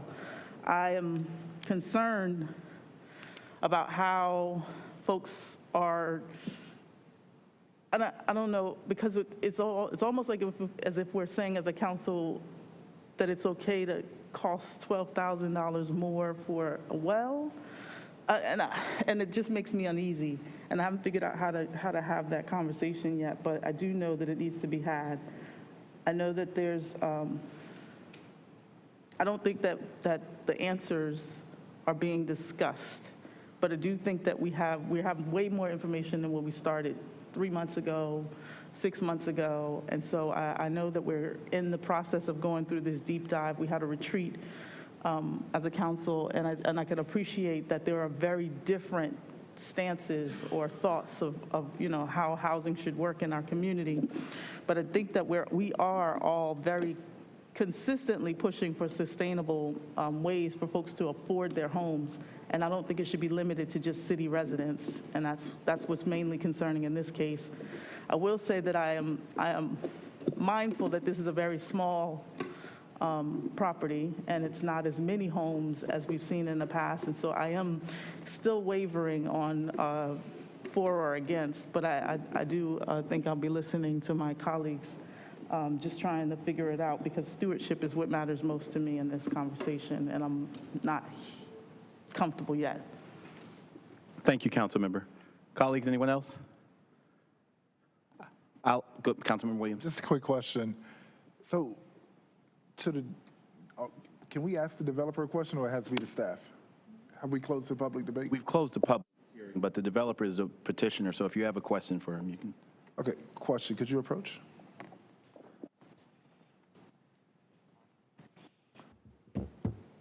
Who owns this land right now? I do. Yeah, with my partner, yeah. We have an LLC that owns it. My company owns 50% of the LLC, but yeah, this is not a speculative thing for us. We closed on the land quite some time ago. All right, and I think that's part of the conversation that's usually missing in the process. This is a matter of a landowner working with their neighbors, trying to figure out the best way forward. And we're required to hear these cases. So I want to be very careful about when I don't want to use the word, I don't want to dehumanize the developer, so I'm going to say landowner. And I want to say that this is a really, really, really complex conversation that has to happen throughout a formal process that staff is requiring us to follow, called the UDO. And I don't want to dehumanize this. That's why I asked that question. I don't want to dehumanize it. And that an actual individual owns this land, and we have to determine whether we're going to let that landowner do what they want to do with their land or not. And we also have to, as council, we have to leverage this process to make sure that no landowner is harming the people around them, and that also the people around them are having grace to the person who owns it. So I think that, as we're growing and developing the city, it's a matter of folks and their the things that they have, their assets, you know, and we can't let harm happen to people, and that's why we ask these hard questions, you know. So, yeah, that's it. Thank you, Mayor Pro Tem. Thank you, Council Member. I'm going to be supporting this development tonight for a number of reasons. Firstly, I want to say I think there was a very important moment in our discussion tonight that really, I think, crystallized for me the tensions going on. And I don't mean tensions in a bad way. I mean tensions that attend growth. The wholesome, bucolic, prosaic dream of having a yard to play in for our kids is something that a lot of us who live in an urban environment don't have. And what we are facing, and there are no bad people in this discussion. There are folk who live in different parts of town who all love this city and county, who are approaching this from their particular perspectives. And I think we have a little humility in this conversation would go a long way, grace, if you will, in this conversation. There are no bad people in this conversation. Durham is North Carolina's 4th largest city, not a town.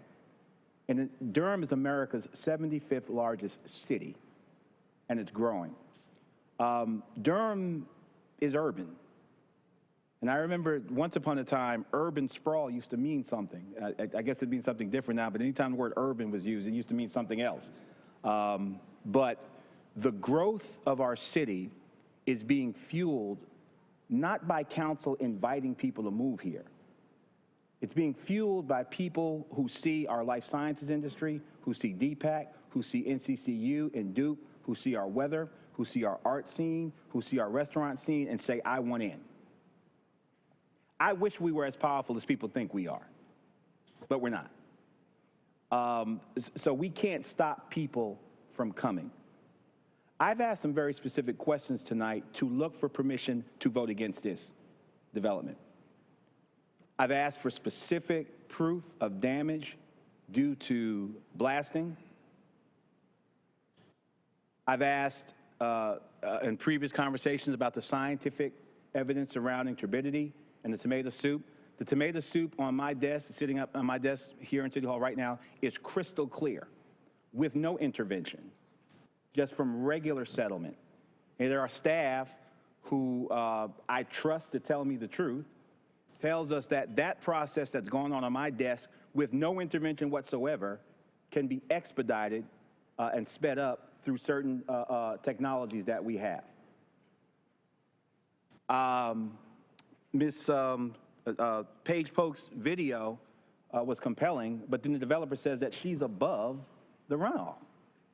So facts matter. So I've looked for reasons not to vote against it. I'll level with you because you all have been very forthright with us. I've heard a number of you say we're not against development, we just want it done right. Well, not 100% of you against development. There are some folk who want to keep their house in the woods. I get it. I used to have a beautiful golf course up the street from my house. It's gone. And I was mad. I looked at my tax bill, I was mad. But I also know the value of my house has gone up. The growth of this city is being felt by all of us. And there's no such thing as government action that does not have some type of impact. Even when we say no, it's yes to something else. One of my colleagues said supply is not the only answer, and God knows it is not. But it's one tool, one lever that we can pull, and one button that we can push.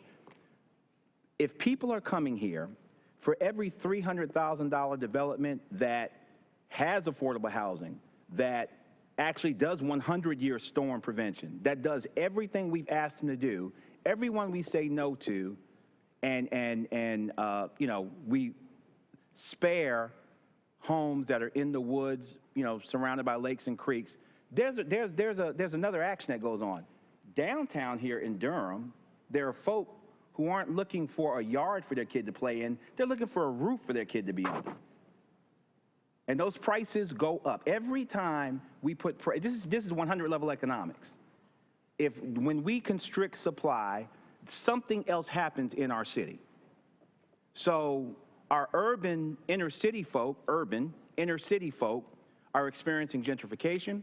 They're up against folk who are coming into our city who are younger, who are richer, who if they can't get a townhome for $300 grand, on the outer skirts of the city, they're going to take their significant pocketbooks and look for some housing somewhere else. So there's no one that's exempt from these pressures. Some of us want our country, prosaic, wholesome living. I wanted my golf course. And then there are other residents who just want rent that they can pay. There is no decision we make as a government that does not have some impact somewhere. There's no such thing as negative consequences, whether we say yes or no. So I look at the planning commissions, which is why I asked for the planning commission to be more diligent about giving their comments. They approved this development, which if you know anything about their record, but it's kind of impressive. But that's not my only data point. If you know that's not my only data point if you've watched these meetings, what the planning commission says. But I weigh all these factors, and I just don't, I'm not saying it's NIMBYism wrapped in environmentalism, but some of it sounds like it. Some of it sounds like it. No formal actions on blasting, or I have foundation issues with my home right now. It's not due to blasting. There are a number of things that can cause this. So I want to see some documented evidence of it. The tomato soup I've already addressed. Durham City's water is award-winning. We win awards for the clarity of our water, the safety of our water, and the taste of our water consistently. Documented. That's a fact. And you should see what the water looks like before we treat it and drink it. But by the time we get done with it, it's some of the best water in the state, award-winning. So the issue before me is this development check some boxes? Affordable housing, check. Not $1 million, not start a house prices either, check. A developer who's committed. This is the kind of development we want to see because we have limited power as a council. Forget what you heard. We have limited council as limited power as a council, and what we can do, we should do. But the reality is that there are people moving here every day. The reality is there are people less than 2 miles from the city center. Forget a yard. They don't have a key to an apartment because they can't afford it. And as we cease providing more supply on another part of town, that only makes that issue more worse. Let me say it that way, worser. And that's just the reality of our decisions. I wanted one of you to pull out a document that says that, my water coming out of my faucet that I'm drinking is poisoning me. I wanted someone to bring me water that looked like tomato soup from their drinking faucet. Not the tub or the toilet, the drinking faucet. I wanted to see some scientific information that turbidity and what's going on in our creeks is poisoning our, I don't want to see that, but in terms of informing my vote. And none of that standard's been met. None. So what I'm faced with is a planning commission that, alas, has said yes to something. I'm faced with a developer that's providing affordable housing in this part of town. I'm faced with the reality that as we choke off supply in one area of the city, it will increase prices in the other area of the city, 100 level economics. So this development, and I am open, I am waiting for those hard facts and evidence of these things. Findle Farms and Carolina Arbors would not be there today had we applied the standards we're being asked to apply tonight, and they're thriving communities, influential communities, doing well. So I've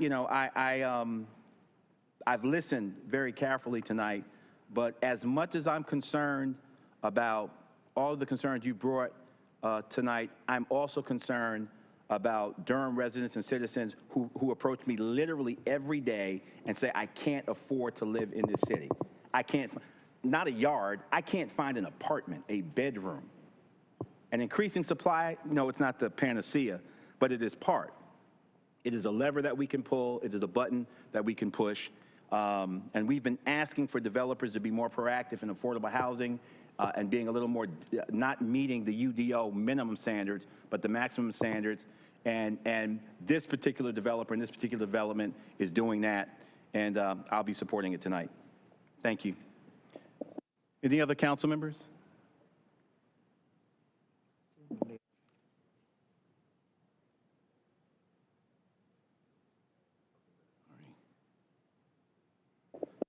I've been informed that there are folk on the internet who have raised their hands to speak. We have closed the public hearing, so my apologies, and did not see those hands. And I did several scans as I was asking were there any more folks. So as the council, as the public hearing is closed, I will say those folk, if you can hear me, if you would submit written comments to us, we read all of them, and we will, your comments will become part of the record, but the public hearing is closed.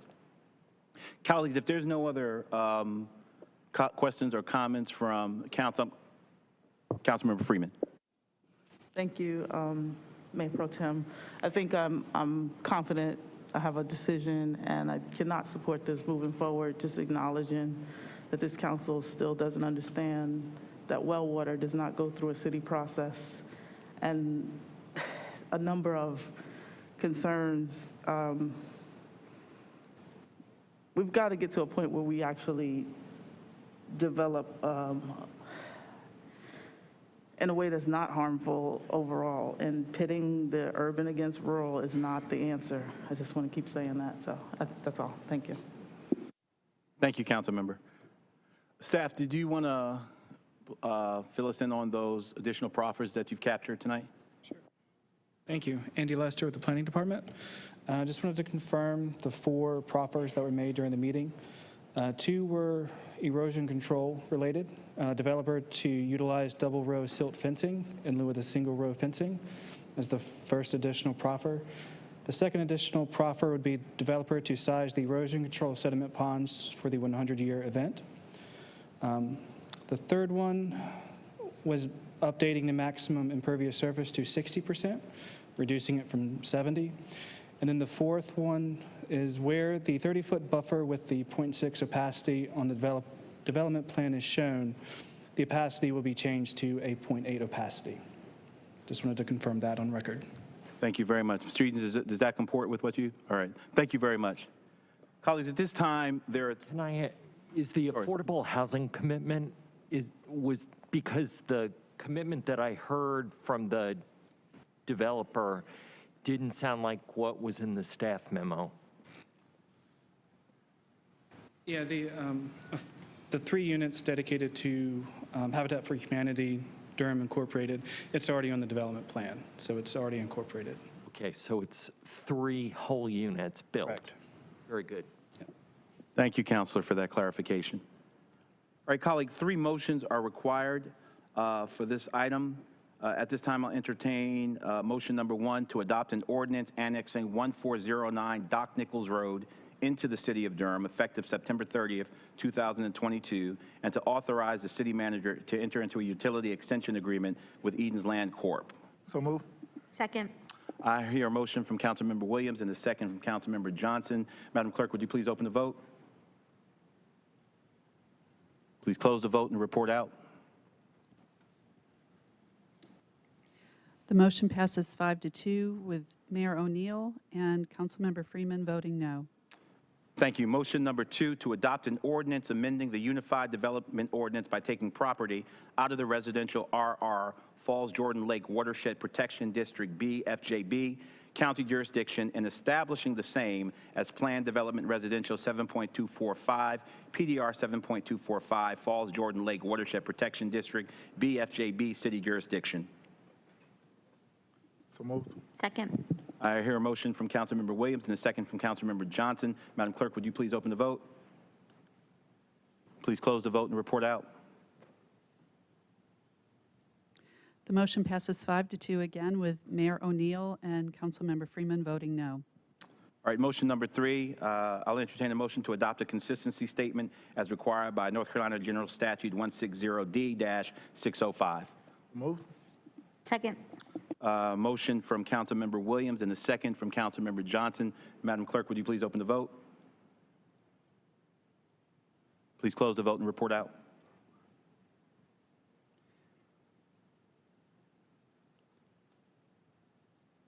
The motion passes 6-1 with Mayor O'Neill. Oh, I'm sorry, it's 7-0. Right. Thank you. Thank you very much, and thank you all for your time and for your passionate advocacy and for helping keeping our democracy strong and healthy. Thank you very much. That ends the matter consideration of item number 33. We'll now consider item number 34, Consolidated Annexation of 7926 Massey Chapel Road. This is a public hearing, but first we will hear a report from staff.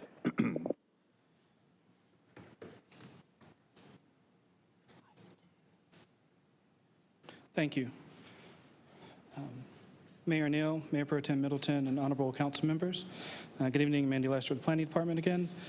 A request for utility extension agreement, voluntary annexation, and zoning map change has been received from Jared Edens of Edens Land Corps for one parcel of land totaling 5.828 acres and located at 7926 Massey Chapel Road. The annexation petition is for contiguous expansion of the existing non-satellite corporate limits. The current zoning is residential rural. The applicant proposes to change the designation to Planned Development Residential 4.928 to allow for the construction of up to 28 townhouse units. The development plan does commit to sizing BMPs to detain the 100-year storm event, donation of a completed townhouse unit to Habitat for Humanity, donations to the Dedicated Housing Fund and Durham Public Schools. The property is currently designated low-density residential on the future land use map. The proposed planned development residential 4.928 zoning is not consistent with the designated use shown on the flume. If the proposed zoning is approved, staff recommends a change to the flume to designate the property as low-medium density residential. The Planning Commission failed to recommend approval by a vote of 7-7 at their May 10th, 2022 meeting. And as a reminder, 3 motions are required for this application. The first is to adopt an ordinance annexing the property and entering into a utility extension agreement. The second is to approve the zoning ordinance, and the third is to approve the consistency statement. Thank you, and staff and the applicant are available for any questions. Thank you so much for the good work. Colleagues, any questions for staff on this matter before we open the public hearing? Seeing none, we're going to open the public hearing, and I'm going to ask Mr. Edens if you would approach. Mr. Edens, how much time do you anticipate needing for your presentation? 5 minutes max. All right, let's put 10 minutes on the clock. So I always say 5, and I'll probably go over. Sure, no problem. 5, yeah. Well, just govern yourself accordingly. Yeah. Thank you, Member City Council. Jared Edens again with Edens Investments. Thanks, Andrew, for your summary. It's a similar project to what we just talked about, just a different part of town. This is South Point, adjacent to the projects on Massey Chapel Road. It's adjacent to the car dealerships and a lot of the retail at South Point. It's about 5.8 acres, zoned RR currently. The PDR we're proposing, it's only about 4.9, which is a little low for a typical townhome development. We actually started out on this project looking at somewhere from 35 to 40 units is what we were expecting. We got into the neighborhood meeting process. We started making some changes. We widened buffers and locations. We made the stormwater pond bigger to match some of the other things we were doing. And it led to a little bit of density loss there and just coming up with some of those compromises. So we're at about 28 units now, which is around 5 units an acre. Planning Commission vote was a tie, 7-7. I mean, you'd like a better outcome, but the one thing I want to point out from the Planning Commission that evening is I thought it really served its purpose. You know, when I was on Planning Commission, I always felt that we were there to vet projects, not just make a recommendation, but try to make them better before they came before you as City Council. There were several text commitments that we added at the Planning Commission meeting based on neighborhood concerns, which I thought were really good. Some of those were, we committed to some extra privacy fencing for some of the neighbors. We did the 0.8 opacity buffers for neighbors like I talked about before. We put limits on the light poles in the neighborhood.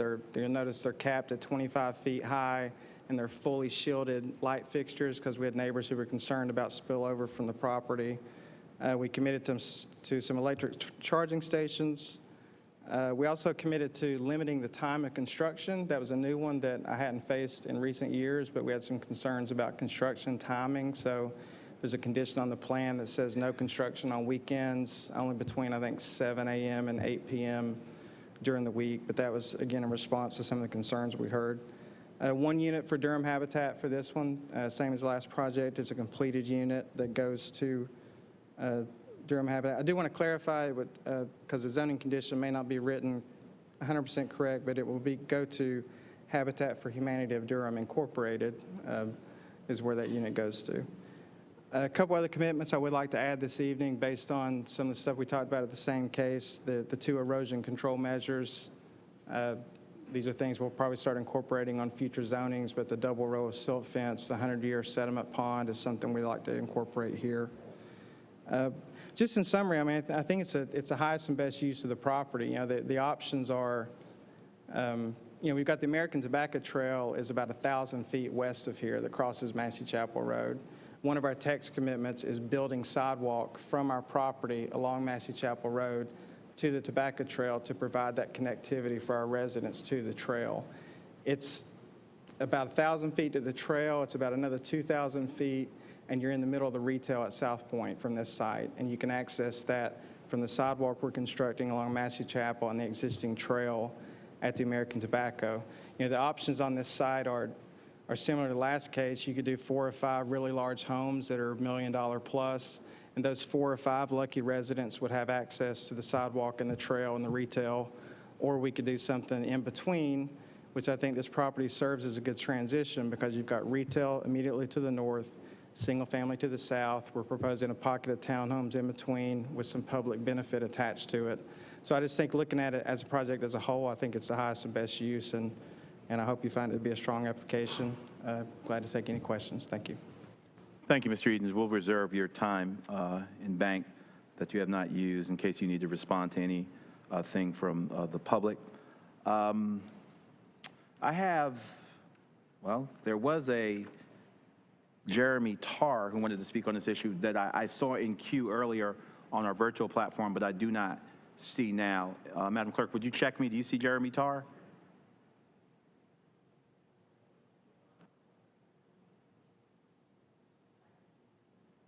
Mr. Tarr has departed. Okay. All right, then. In chamber, I have Pat Brockino. Mr. Mayor Pro Tem? Yes. Mr. Tarr is trying to get back into the meeting. Apparently, he logged off and is trying to log back in. We'll circle back around and make sure he has opportunity. Ms. Brockino, good evening. Thank you. If you would state your name and address for the record, you'll have 3 minutes. Good evening. My name is Pat Brockino, and my husband and I have lived at 7340 Dearborn Drive for 30 years, and I'm here in opposition to the development. We expected that this piece of property was going to be developed, but we did not expect it in this way, and we think that it can be done in a more gentle way with respect to the people who live in that area. 3-story townhouses and a brightly lit parking lot are shoehorned, and if you've looked at the map, it's kind of shoehorned next to our 1- and 2-story houses and our quiet neighborhoods. The developer proffered sidewalks, but the transportation department here has told us that that may or may not happen, depends on DOT when they realign or not realign Massey Chapel Road. So, and it could wind up that some neighbors are going to be losing property along Massey. That would be part of the process. We were especially surprised to see the developers were already advertising townhouses as if it's a done deal. And I don't think it's a done deal because you guys haven't voted yet. But I read from their ad, and they call this development The Poplar. And it's, and I quote, featuring new 3-story townhomes starting in the 300,000s. Massey Chapel Towns offers low-maintenance living near downtown Durham and downtown Chapel Hill. The vibrant community is conveniently located at et cetera to build it up. we already have a vibrant community. Our neighborhood is diverse. We have street parties. We have musical festivals open to everybody. We have cookie exchanges in December. We have ice cream socials in the summer. People living on our street are of all ages. And we feel that we are as, well, we're vibrant as all get out. We don't need this intense development there.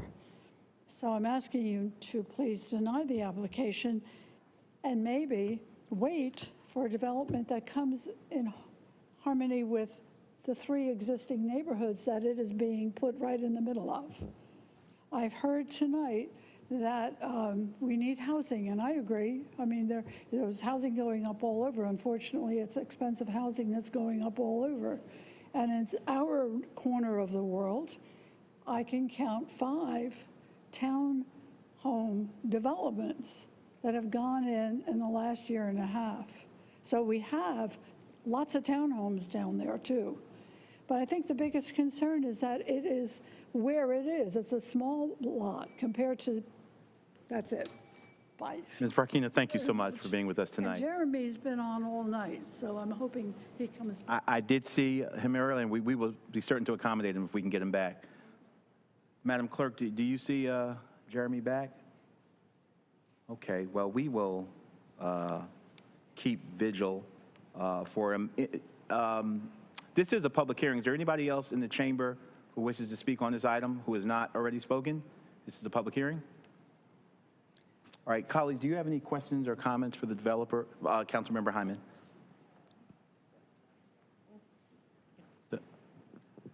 I think. I'm sorry, Councilman, would you suspend for a second, please, if you would? Madam Mr. Clerk. Mayor Pro Tem, we do have Jeremy on the line, and he can speak through the microphone in from the phone. From the cell phone? All right, if it's not clear, I'm going to ask that we keep trying to work. So let's see if we can hear him.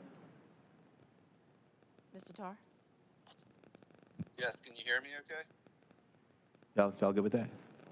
All right, Mr. Tar, good evening. If you can hear me, would you state your name and address for the record, and you'll have 3 minutes? Thank you, sir. My name's Jeremy Tar. I'm at 7409 Abron Drive. Good evening. Thanks, Mayor Pro Tem, and council members. My wife and I and every other neighbor to this project strongly oppose it. I'd ask that you consider the conclusion of the Planning Commission to not approve the project. And it reached that conclusion after over 2-hour deliberation about it, where the Planning Commission discussed with the developer and with the neighbors and probed each of our positions over the course of 2 hours. I've really appreciated the rich discussion earlier this evening. I've been on since the beginning. While I think a general disposition in favor of infill, particularly around the South Point area, does make sense in general for environmental reasons, to accommodate growth, all the reasons that have been mentioned. I'd ask that you not green light projects, particularly this one, just because it's labeled as infill. There are other values here that I think it's important to consider. So this is a really unique site and unique development, and I'd ask that you vote against the project. The project, it's fundamentally just incompatible with the site and the surrounding neighbors. I think we should be building infill housing that's transitional and has access to proper infrastructure. So we're creating walkable community spaces. The housing should also respect existing homeowners, not just future Durham residents. This is a project, it's not a project that helps transition from rural residential to denser housing and then to commercial. This project would be squeezed between rural residential lots and a wooded floodplain with no access to commercial except through the residential, rural residential. But ask that you also consider the rural residential homeowners that are going to be impacted here. It's going to add vehicle traffic without enabling safe walking and biking options to the Tobacco Trail or to South Point Mall. There aren't going to be sidewalks added. The developer developer sounded open to that at the Planning Commission meeting, but staff had indicated that there's not enough room in the right-of-way on Massey Chapel for a sidewalk or a bike lane, either down to the Tobacco Trail or out to Fayetteville. For my property, I'm concerned about the light pollution it's going to add. The site is higher than my property and others on Abron Drive. The developer wrongly insisted at the Planning Commission meeting that the site was lower than my property. I saw in some of the the attachments that they're going to put in a 6-foot opaque fence, but it will have 20-foot high light poles uphill of my property. Mr. Tar, thank you so much. Your time has expired. Thank you for being with us tonight. This is a public hearing. Is there anyone else in the chamber that wishes to speak on this item that has not had opportunity to speak? Mr. Edens, you have some time in reserve if you want to respond to anything that you've heard from opponents. Sure, appreciate that. Took a couple notes. Now, the sidewalk is definitely subject to NCDOT approval. The sidewalk we're proffering along Massey Chapel Road off-site to extend to the trail is definitely subject to DOT approval, but that's standard. The DOT has to issue an encroachment agreement for any sidewalk constructed in the right-of-way. We haven't designed it yet, but typically for us in a 60-foot right-of-way, which Massey Chapel is a 60-foot right-of-way with only 2 lanes, you can typically do a shoulder and ditch and sidewalk in that road section. That's been my history, and I used to work at DOT before I started doing this. So I don't have concerns about the sidewalk that we're proffering being constructed. I know there's some mention of lighting and whatnot. I don't know how much light comes off the existing massive car lot that is already there now. I don't know how our light will compare to that, but you know, as we mentioned before, we're putting shielded cutoff fixtures on the lights. We're limiting the height of the light poles. Durham's UDO has a foot candle requirement where we have to go around and measure the light intensity at the property line before you get certificates of occupancy later in the development. That's something we'll have to do, and our light spillover is going to have to comply to the UDO, which is fairly strict on what it allows. It's like half a foot candle or something like that. Yeah, so I want to speak to those 2 things, but that's it. Thank you. Thank you, Mr. Edens. One last time, this is a public hearing. Is there anyone in the chamber who wishes to speak on this item that has not had opportunity? If not, I'll ask my colleagues here on the dais if they have any questions or comments for the developer or the Councilmember Hyman. Thank you. So I have a couple of questions. So the first one is just clarity in terms of, is it 28 townhomes? I believe that's what the plan calls for, 28, I believe. And the price point? So this is it's actually the same builder that we were talking about on the last project. I have the same builder on this one, and they're planning for the same kind of product, so it's the same expectation. Yeah. Okay. And I think when I was looking at the notes from the planning committee that there were some issues around, and just correct me if I'm wrong, flood zones in that area. So can you just kind of speak to that? Yeah, I mean, flooding and stormwater definitely comes up. I'm looking at the topography here on almost everything we do, but what we do to try to alleviate that is that's why we do these 100-year stormwater ponds, is if there's any known flooding issues, or even if there's not flooding issues, I know that if I put a 100-year stormwater pond in, I'm not adding to whatever's going on out there, which is why we've adopted that standard. So I understand the concerns, but like if you were to develop this by right as a single-family development, in the Jordan Basin, which has not as strict of stormwater requirements, you likely have a 4 or 5 lot single-family subdivision with no pond detaining any of the water under the current code. So I think what we're proposing is better stormwater-wise. And was there a traffic study done? No, it would take, so Durham's requirements on a traffic study is the project has to generate 150 peak hour trips. I think for a townhome development, that number is typically 180-ish townhomes, give or take, that hits that threshold. You know, we only have 28 here, so I don't think it would be a big impact on traffic. I think I mentioned before, the Massey Chapel Road has a ADT of 1,700 cars a day, and the current capacity is like over 12,000 cars a day. So there's definitely a lot of capacity left in Massey Chapel Road per the staff report. So I kind of tend to disagree because that's my area where I live. Yeah. And traffic is sometimes horrific, especially on a Saturday and Sunday when people are frequenting the mall. I used to be able to kind of just come out my development. But now it takes like 5 to 10 minutes to just try to get out of where I live because of the mall traffic. And then my other question was, what was your level of involvement with the community? Because I think I heard a community member say that you had, and just correct me if I'm wrong, that you had already been publicizing that this was coming. So just give me some clarity. Yeah, I'm not sure the builder may be doing some kind of marketing I'm not aware of. When we don't have a zoning approved, we don't publicize anything really. The only people that I generally talk to about these projects before they're voted on is the neighbors themselves. So we had 2 different neighborhood meetings, talked through the issues. Again, had a great discussion at Planning Commission where we talked through other issues, but the advertising they're talking about, I have no clue about, and it's not us for sure, but So you said you had 2 levels of involvement with? We had 2 different neighborhood meetings during the process. 2, okay, all right. Thank you. Thank you. Thank you, Councilmember. Colleagues, anyone else on the dais, questions or comments for either the opponent or the developer? Councilmember Williams. Yeah, this may be an inappropriate question, but I'm going to ask, what motivated you to go after the level of zoning you're going for now? Just 28, the level of density that you're going after. It was really, so the use is, townhomes as a use, I feel is the best use, just looking at it.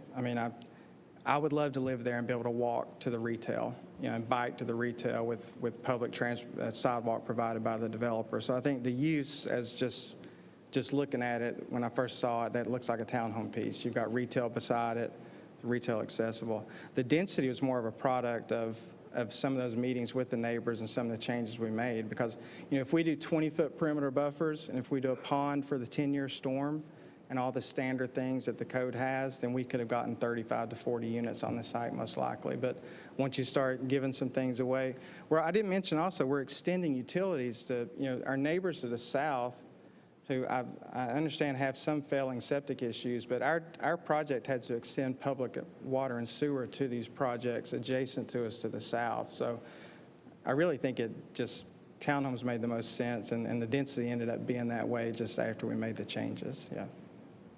If that answers the question. Yeah, thank you. Based on the information I get on a daily basis, I am like, you know what, we need a lot more density, but I can appreciate you reducing that based on your engagement with the neighbors as the landowner, and then working with the folks that are around you. Yeah, I could appreciate it. Thank you. Thank you, Councilmember. Colleagues, anyone else? Questions or comments for the developer or the opponents before we close the public hearing? All right, seeing none here on the dais, I'm going to declare this public meeting closed and the matter is back before the council.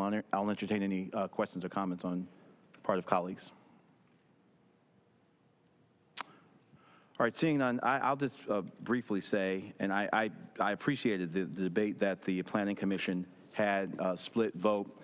This case, really, the facts of this development aren't really dissimilar, at least in my reading, to the previous one.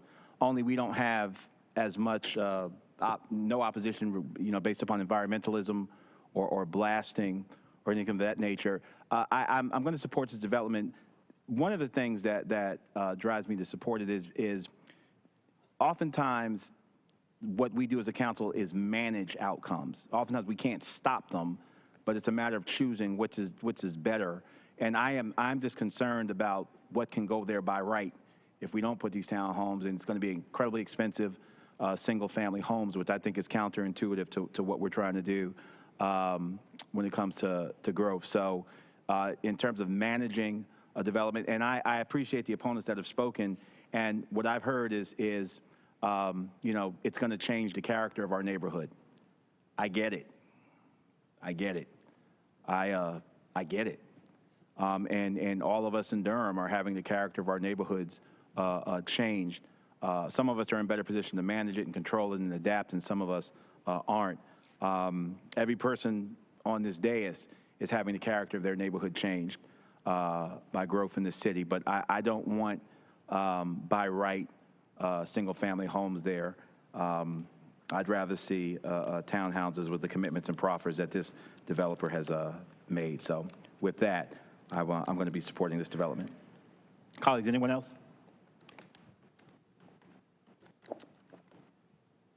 All right, seeing none. Staff, forgive me, I might be conflated. There were no additional proffers we needed to capture or clarify, was there, on this? Thank you, Andy Lester, Planning Department. Sure. There's one clarification regarding text commitment number 5, which was to clarify that it's the Habitat for Humanity of Durham Incorporated. And in addition, I was hoping to be in line with the existing text commitments to add the clause that the lot shall be deeded in fee simple to Habitat for Humanity of Durham Incorporated, if he's willing to agree with that. Thank you. The other 2 proffers were the erosion control ones, developer to utilize double row stilt fencing, and the developer to size the erosion control sediment ponds for the 100-year event. Those were the additional ones. Thank you, Mr. Eaton. Does that comport with, all right, thank you so much. Colleagues, this item requires, excuse me, 3 motions. And I'll entertain motion number 1 to adopt an ordinance annexing 7926 Massey Chapel Road into the city of Durham effective September 30th, 2022, and to authorize the city manager to enter into a utility extension agreement with Eden's Land Corp. So moved. Second. I hear a motion from Councilmember Williams and a second from Councilmember Caballero. Madam Clerk, would you please open the vote? Please close the vote and report out.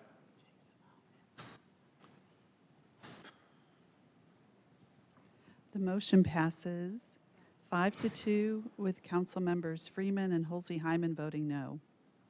All right, second motion to adopt an... Excuse me 1 second. My vote was a no vote. My clicker is not. It's coming in as a no vote, but as a not voting, but I am, and I'm pressing no. The first motion passed 4-3 with Mayor O'Neill, Councilmember Freeman, and Councilmember Holsey-Hyman voting no. Okay. All right. Motion number 2 to adopt an ordinance amending the Unified Development Ordinance by taking property out of the residential rural RR Falls Jordan Lake Watershed Protection District, BFJB, county jurisdiction and establishing the same as Planned Development Residential 4.928 PDR 4.928 Falls Jordan Lake Watershed Protection District, BFJB, city jurisdiction. So moved. Second. I have a motion from Councilmember Williams and a second from Councilmember Caballero. Madam Clerk, would you please open the vote? Please close the vote and report out. And again, the motion passes 4-3 with Mayor O'Neill, Councilmembers Freeman and Holsey-Hyman voting no. And finally, I'll adopt the motion. Excuse me 1 second. My clicker is still, it should be a no vote. They are watching me, but it's coming up as not voting. I announced it should a be no a no vote. vote. She announced you as a no, I think. Did you capture the mayor's no vote? Yes, I said no vote for the Okay, mayor. all right. Motion number 3 to adopt a consistency statement as required by North Carolina General Statute 160D-605. So moved. Second. I have a motion from Councilmember Williams and a second from Councilmember Caballero. Madam Clerk, would you please open the vote? Please close the vote and report out.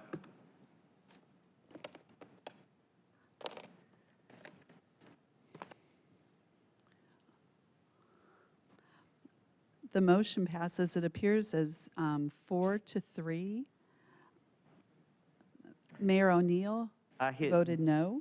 I did hear yes. But it's still, all of mine are coming up. Freeman, no. we have you listed as abstaining, but this is not a moment to abstain. And Holsey-Hyman, we have listed as a no vote. So can Councilmember Freeman confirm her vote? Yes. Is a no. Is a no vote? On the consistency statement. On the consistency, it could be a yes vote. Did she say no vote? 4-3. Record. Did We you have get a the vote of 4-3 with no votes being from Mayor O'Neill, Councilmember Freeman and Councilmember Halsey Hyman. All right. No, I pressed yes, but it's coming up as a no voting. So all of my votes have been kind of not what I'm pressing. Okay. It's coming up as no voting, but I actually voted yes on the consistency statement. Okay, so we have 5-2 with Council members Halsey, Hyman, and Freeman voting no. All right, thank you.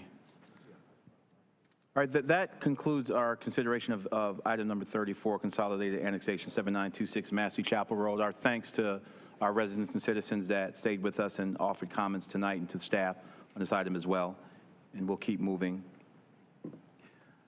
Item number 35 is a public hearing, Arborstone Way, Broadstone Court, Flatstone Court, Greenmount Drive, and Upland Meadows Lane street closings.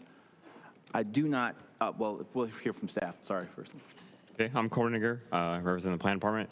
The case SC 22-00304 references a request by Steve Puckett, permanent closure in their entirety of Greenmount Drive, Arborstone Way, Broadstone Court, Flatstone Court, and Upland Meadow Lane that runs parallel to East Ramsboro Street and into the North Carolina Railroad right-of-way to the north. As part of the street closure, the applicant seeks to combine all the remaining land to create 2 new parcels of 18.78 acres and 13.63 acres for future development running east of Chandler Road. Thank you very much. Colleagues, are there any questions for staff on item number 35? If not, I'm going to declare this public hearing open. I haven't received any cards for anyone that signed up to speak on this item, and I don't see anyone on our virtual platform who's indicating a desire to speak on this item. Is that correct? No cards on this? All right. That is correct. This is a public hearing. Is there anyone in chamber tonight who wishes to speak on this item? This is a public hearing. If not, this matter is, I'm going to declare this public hearing closed. This matter, were you getting up, bro? Okay, all right. Thought you were still rising. If not, I'm going to declare this public hearing closed, and this matter is back before the council. Colleagues, do you have any questions or comments? All right, this item requires one motion. The motion is to permanently close in their entirety Greenmount Drive, Arborstone Way, Broadstone Court, Flatstone Court, and Upland Meadow Lane. So move. Second. Suspend, I'm sorry. Mr. Mayor Pro Tem, can we do a hand vote from here on out? I'm sorry? Can we do hand votes from here on out? Thank Sure, you. absolutely. Restating, well, I heard a motion from Councilmember Williams, a second from Councilmember Caballero. We will, all those voting aye would please indicate by raising your left hand. All those opposed? All right, by my reckoning, the vote is 6-1. With Councilmember Freeman voting no. All right. I think that is all that's required for item number 35. Moving on to item number 36, a zoning map change, Dearborn Drive multifamily. And we'll receive a report from the staff. Thank you, Mayor Neal, Mayor Pro Tem Middleton, and honorable council members. Andy Lester with the Planning Department. Landon Cox of LDG Development proposes to change the zoning designation of 3 parcels of land totaling 9.41 acres and located at Dearborn Drive and Old Oxford Road in the Bragtown community. The current zoning is residential urban 5. The applicant proposes to change the designation to planned development residential 19.978 to facilitate the construction of up to 182 affordable multifamily units and up to 5,000 square feet of community service civic space. The applicant is also working with the Bragtown community outside of this process to allow the BCA to use the community center. The affordable units will be on average 60% or less AMI for a 30-year period. The properties are currently designated medium density residential on the future land use map. The proposed development residential 19.978 zoning is inconsistent with the designated flume. If the proposed zoning is approved, staff recommends a change to the flume to designate the property as medium-high density residential, which is 8 to 20 dwelling units per acre. There is no associated annexation petition with this case. The assembled parcel is already within Durham corporate boundary. The Planning Commission recommended approval by a vote of 11-0 at their June 14, 2022 meeting. In addition to the affordable units, the proposal commits to a concrete pad bus shelter subject to Go Durham, Go Triangle, additional asphalt along the east side of Old Oxford Road for a bike lane. And as a reminder, 2 motions are required for this application. The first motion is to approve the zoning ordinance. The second motion is to approve the consistency statement. Thank you. Staff and the applicant are available for any questions. Thank you so much. Any questions, colleagues, for staff on this item before we open the public hearing? Seeing none, I do want to disclose, as is my practice, the not-for-profit that I'm CEO of is a significant landowner in that area. I cross no statutory threshold whatsoever of any financial inducement at all, but I do like to disclose when things are close to things that I function near for purposes of discussion. So with that said, no financial inducements whatsoever, but it is in close proximity, a significant piece of land that the organization that I lead owns in that neighborhood. With that, I do want to open up the public hearing. And Mr. Ghosh, are you representing the development? Good evening, good to see you. Mr. Ghosh, how much time do you anticipate needing for your presentation? I don't know, 5 minutes. Put 5 minutes on the clock. All right, well, I am Neil Ghosh, attorney at the Morningstar Law Group, 700 West Main Street here in Durham, and I'm representing the applicant. Now, Landon Cox out there in the back, go ahead, raise your hand, wave. So he had a rough night of sleep, so I told him I wouldn't make him speak today, but I did want to introduce you to him. He's been a pleasure to work with. LTG has been fantastic. I sincerely think that this is probably one of the best projects I've ever had the pleasure of working on in the city of Durham. And I think that the professional staff here in the city also agree. You'll notice in your staff report that this project is consistent with 24, I believe, out of 24 of the community goals and objectives, and that is not a surprise. They have taken every effort to engage with the community. This is an affordable housing project, so obviously it's consistent with the city's goals in that regard as well. In addition, it's so much more than just an affordable housing project, which I think the city is greatly in need of, but I think the story of how this project all came together is really quite special. The property is currently owned by the Veterans of Foreign Wars program, Mr. Larry Coleman in the back, has been a strong steward of that property for some time and has recognized that it was too large and too much of a maintenance issue for that organization to hold indefinitely. And so he started planning for the future of this property some time ago with an eye towards affordable housing and was able to partner with LDG. LDG, understanding what the importance of the mission that that organization carries out, has endeavored here to provide 5,000 square feet of civic space, which essentially will be given to the VFW as a permanent home for their organization to carry out their mission indefinitely. It will free them of the burden of the VFW, of the burden of any kind of maintenance issues, that type of thing. They will have a permanent space to carry out that mission. And then through our engagement, we've also, I think it's fair to say, built a lot of inroads and rapport with the Bragtown Community Association and have been able to essentially, I'm going to say broker a deal, but I think that's too generous because frankly, Mr. Coleman is quite generous himself and was very willing to allow the BCA to have some office space in that civic space for their organization to have a place to function as well, because the 5,000 square feet evidently is a little bit larger than what the VFW needs for its operations. So, I mean, really, this project has made a lot of efforts to try to check, more than check boxes, you know, provide a lot of community benefits in one neat package. And it's a really great project. We're here to answer any questions you may have. We hope to have your support. And, you know, I think this is a great project for the city of Durham. Thank you very much for your time tonight. Mr. Ghost, thank you very much. You've got about 1 minute and 54 seconds in the bank if you should need to avail yourself of it. I have 3 cards for folk who have signed up to speak. Mr. Larry Coleman, Vanessa Mason Evans, and Donna Frederick. If you're in chamber, if you would just approach over here and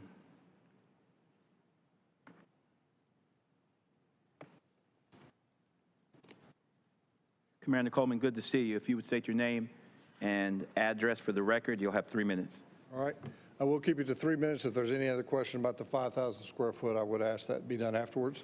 As stated, I'm Larry Coleman, Durham resident, and the VFW Bragtown commander, which is a large landowner currently on 7 acres out of 11 acres. Madam Mayor, Mayor Pro Tem, City Council members and staff, thank you for the time to speak.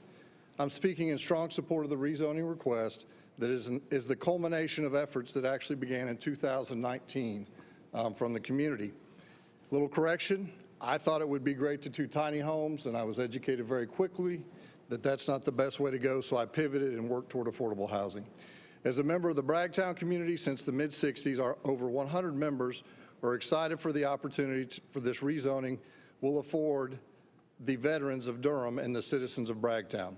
Our goal is to make our 5,000 square foot facility within the development a welcoming and inclusive space for the over 15,000 veterans in the Durham area and the citizens of the Bragtown community. In this process, the team from LDG and the Bragtown Community Association have been great partners in this effort. In closing, and then also to the 5,000 square foot, we will be bringing in another 501c3 profit to run the facility day to day, still in the works.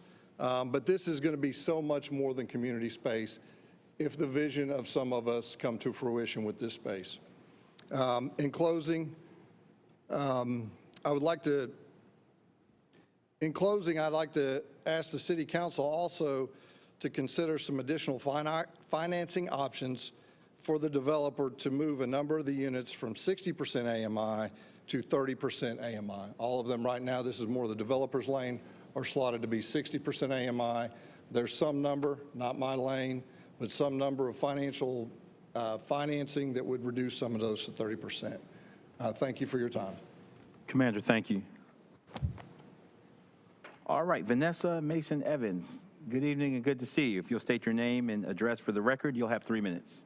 Good evening, Mayor O'Neill and City Council. I'd like to say that we have worked diligently with the LDG group in trying to make sure we can get affordability in Bragtown. They have worked with us with engagement through our Bragtown Community Association meetings, the community, as well as our executive board. They have went beyond their measures of making sure we had never had, as far as a BCA or a Bragtown Community National Night Out. They were able to do that with us. We were able to bring a lot of community members out to see what the site may look like, as well as bringing out free food for the community, having Willie the Bull come out. We had a wonderful night of just being able to gather as a true community. I feel like they really do want to work with the community and making sure that we get affordability. Of course, they did not get the gap funding. That was one of the hopes, because when we first started out in our conversations, everything was at 60% AMI.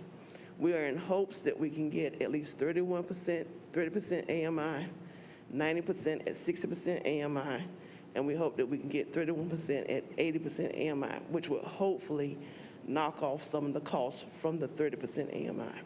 Of course, we're looking for funding from the city, the county, and any other organizations that can help to bring about the funding that we would need to get that 30% AMI in place.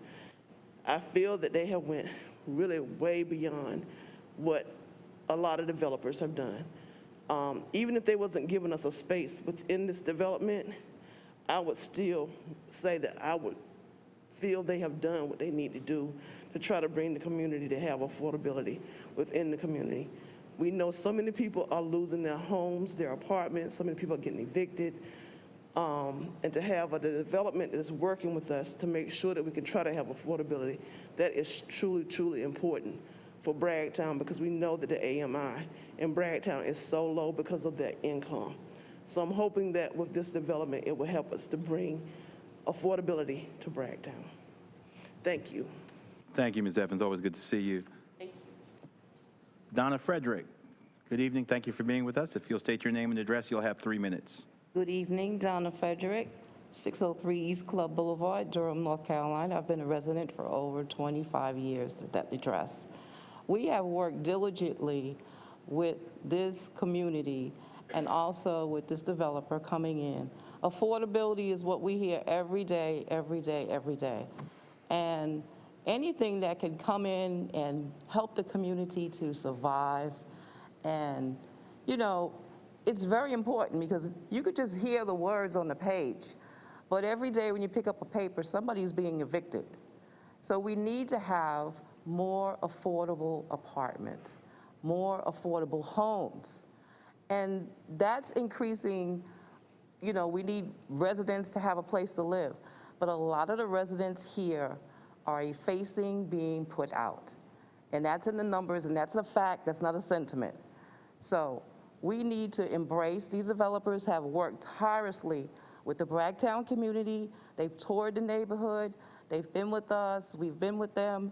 They get it. It's not just a building, it's a community. And especially all the veterans that came out on our night out, they were just so elated that somebody took such an interest in providing a space for them. So again, we're in support of this, and we hope that they get the additional funding to make it more a funding. Thank you so much, Ms. Frederick, and good to see you as well. This is a public hearing. Is there anyone else in chamber who wishes to speak on this item that has not had opportunity? This is a public hearing. And I don't see anyone on our virtual platform. Colleagues, any questions or comments for Councilmember Hyman? Hi. So I want to say thank you for the engagement with the community. But I know you talked about some space that's going to still do some community work with veterans. Am I correct? Yeah, the 5,000 square feet civic space. So the way the deal works out, the primary use of that will be for the VFW, the Veterans of 4 and More, to carry out their mission. Essentially, they would be using that space however they feel they need to. And in this case, we know that they are planning on subleasing, I guess is the term I would use, some of that space to the BCA. And, you know. So would it be like some wraparound services like legal services for veterans or mental health services? Oh, yeah. Would those types of services be offered for veterans? Yeah, I believe those are some of the types of services. I think Mr. Larry Coleman might actually, I mean, he's the commander of that post, might actually be a better person to answer that question. But I think what you're asking, if I understand, is what kind of services will be offered to veterans in that space? Right, and then my other one, before he answers that, is are you going to have any, because these are apartment units, right? These are apartments, units, right? Yes. So are any apartments going to be like kind of earmarked or designated for veterans? I'm just curious. No, I don't think specifically. I think that our program is working on veteran vouchers. Yeah. On what? So we hope the community will be able to accept veteran vouchers. Okay. So there aren't units specifically earmarked for veterans, but that is something that this community is hoping to achieve, especially with already being, you know, aligned with the VFW and having that space there. Okay. Larry, would you want to answer? If I can. Sure, approach. Councilmember Hyman, is that all right? Yes. So the overall concept of the vision of the 5,000 square foot is a shared space veteran community. I've been working with nonprofits, the VA, the community for probably, what's it been, 9 months now? 2 years? It's been a while.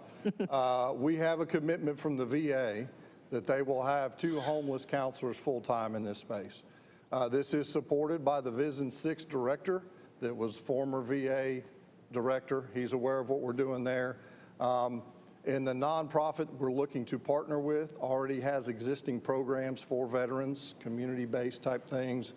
Think flex space, the arts program, connection to mental health counseling. And it's going to segue off of what these same nonprofits, we just hosted a veteran event here in Durham Saturday at Greystone and had about 300 individuals in attendance with those service providers.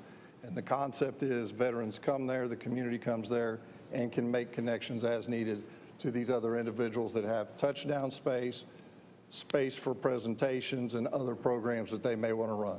Thank you, because you know our veterans they still suffer from a lot of mental health issues, post-traumatic stress disorder.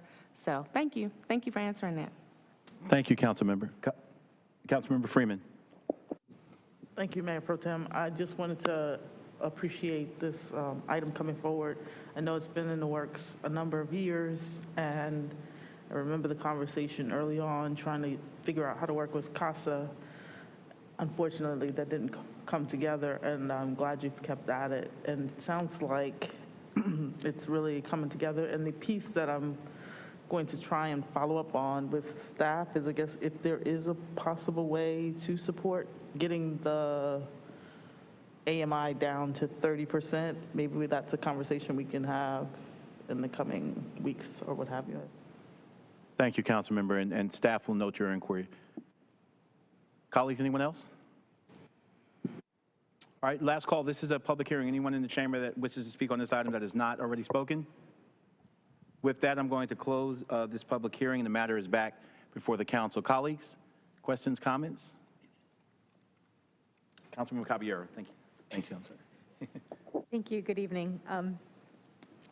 I just wanted to say how pleased I am with this project. I really appreciate the developer and all of the stakeholders in the Bragtown community for this and the Carver Street assemblage project, which you all had a lot of. You also were instrumental in making sure that what came to council was better than what was originally being proposed. And so I just wanted to extend my gratitude to you all. To me, these are examples, both of these are examples of what is possible for our community. And I think this is the easiest vote I'm going to take. Super excited to say yes. The clicker isn't working, so I'll be raising my hand. But quite frankly, rather ecstatic about it. Thank you. Thank you, Councilmember. Colleagues, anyone else? Councilmember Johnson, then Councilmember Hyman. Thank you, Mr. Mayor Pro Tem. I'll echo everything my colleague said. This is a great project. Really excited to see it come to life. 200 apartments for families in our community that are desperately needed. So yeah, absolutely 100% in support of this and look forward to seeing it come to life. Thank you. Thank you, Councilmember. Councilmember Hyman. So I'm going to say ditto, ditto, ditto, because I'm very excited for this also, this project. And I wish I could clone you, but that's a whole nother story.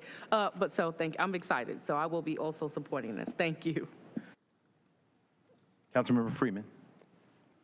Just another follow-up, just figuring out, I guess, how the 501c3 that's going to operate day to day is going to, I guess, function. I would just love to keep getting these updates. I know you've been sharing them, so thank you. Thank you, Councilmember. Madam Mayor. Thank you all. This will be a yes vote. Thank you, Madam Mayor, and I want to associate myself with everything my colleagues have said. Life moves in seasons, and when my season on the council is over, this will be one of the moments I look towards back on as one of the best votes, most enjoyable votes I'll cast being on the council. So looking forward to supporting this. With that said, this item, if you hold on one second.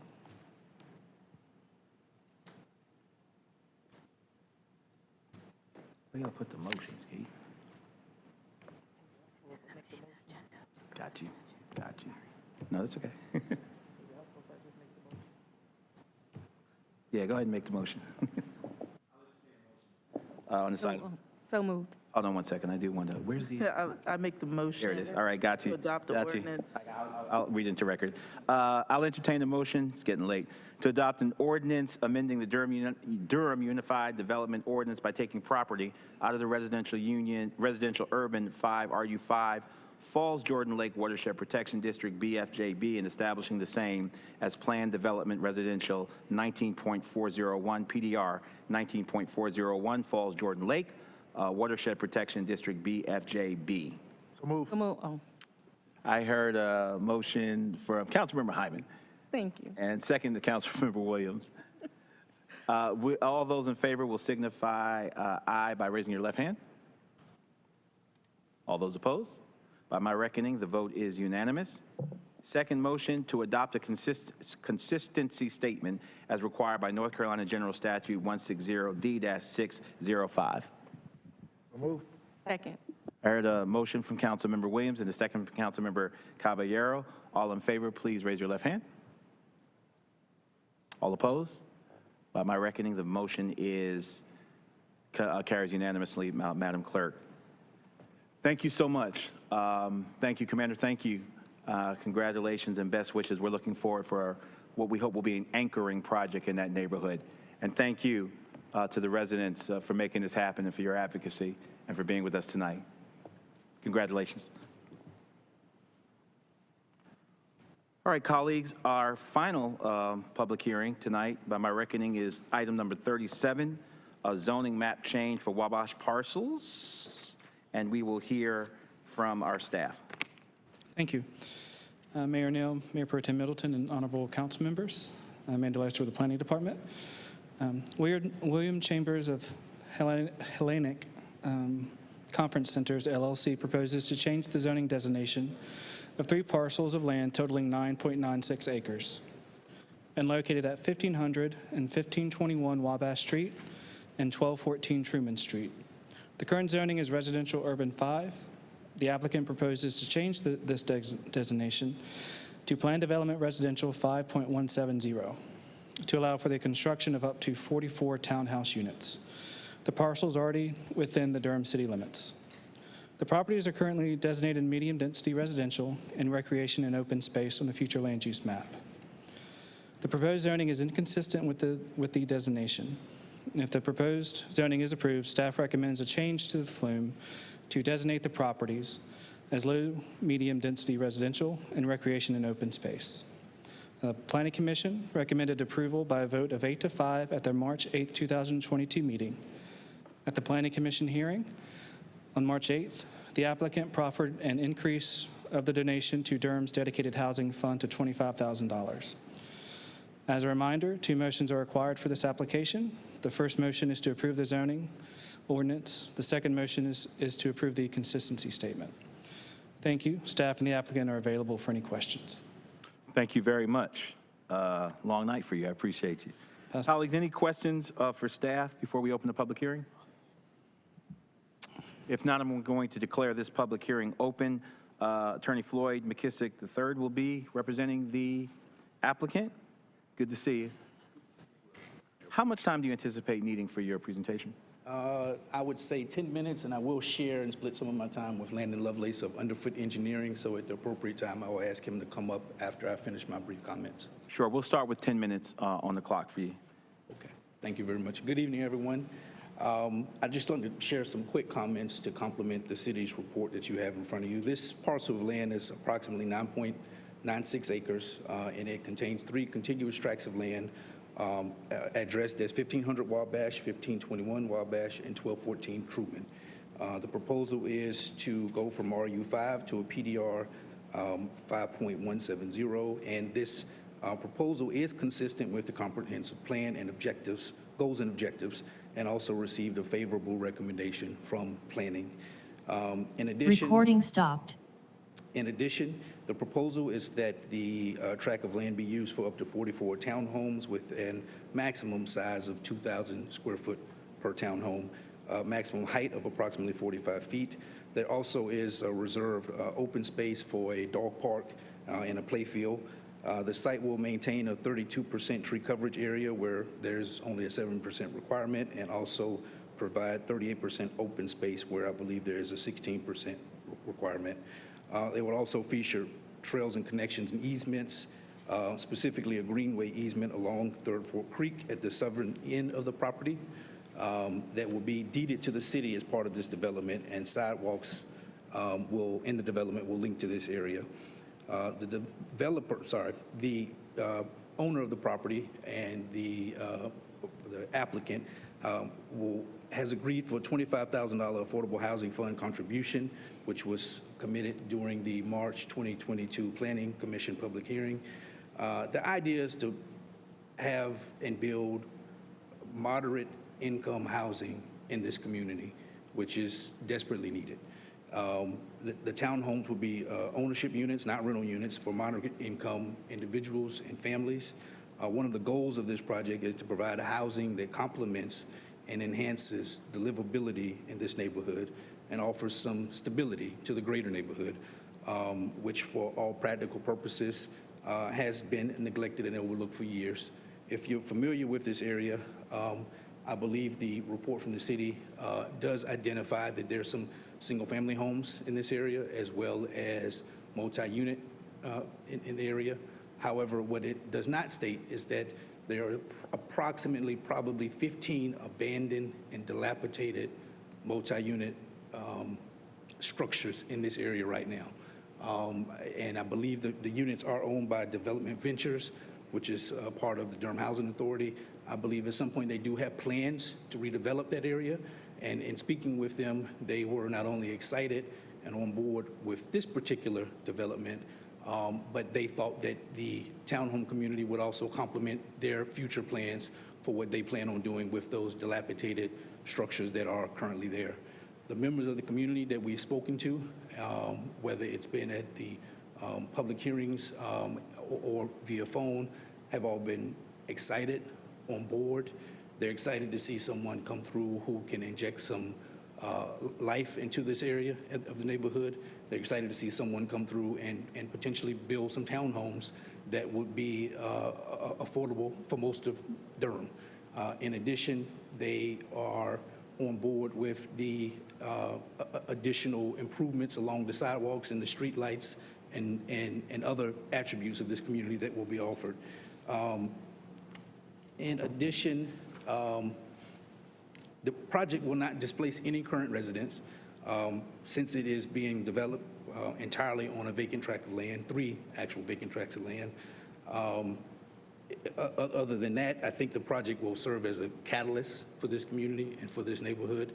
I'll pause briefly and invite Landon Lovelace to join me and offer some additional contributions and comments. And I also believe that the applicant may be joining via Zoom and at the appropriate time can be recognized as a proponent as well. Mr. Lovelace, good evening. Welcome.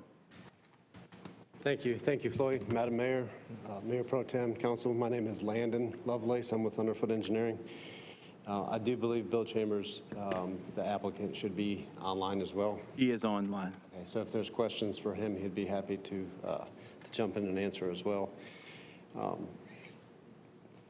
I have not got much to add to the staff report and to Floyd's comments. I wanted to speak a little bit just about why you'll notice in the staff report that the density is dropping from what the flume calls for.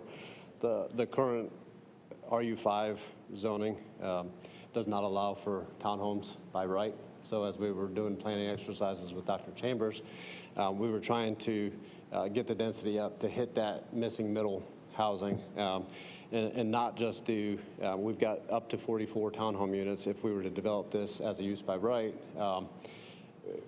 with R5 lots, we would probably get about 20 single family homes detached. So as we've had the discussion or heard the discussion multiple times tonight, that takes the price point and just pushes it up based off development costs.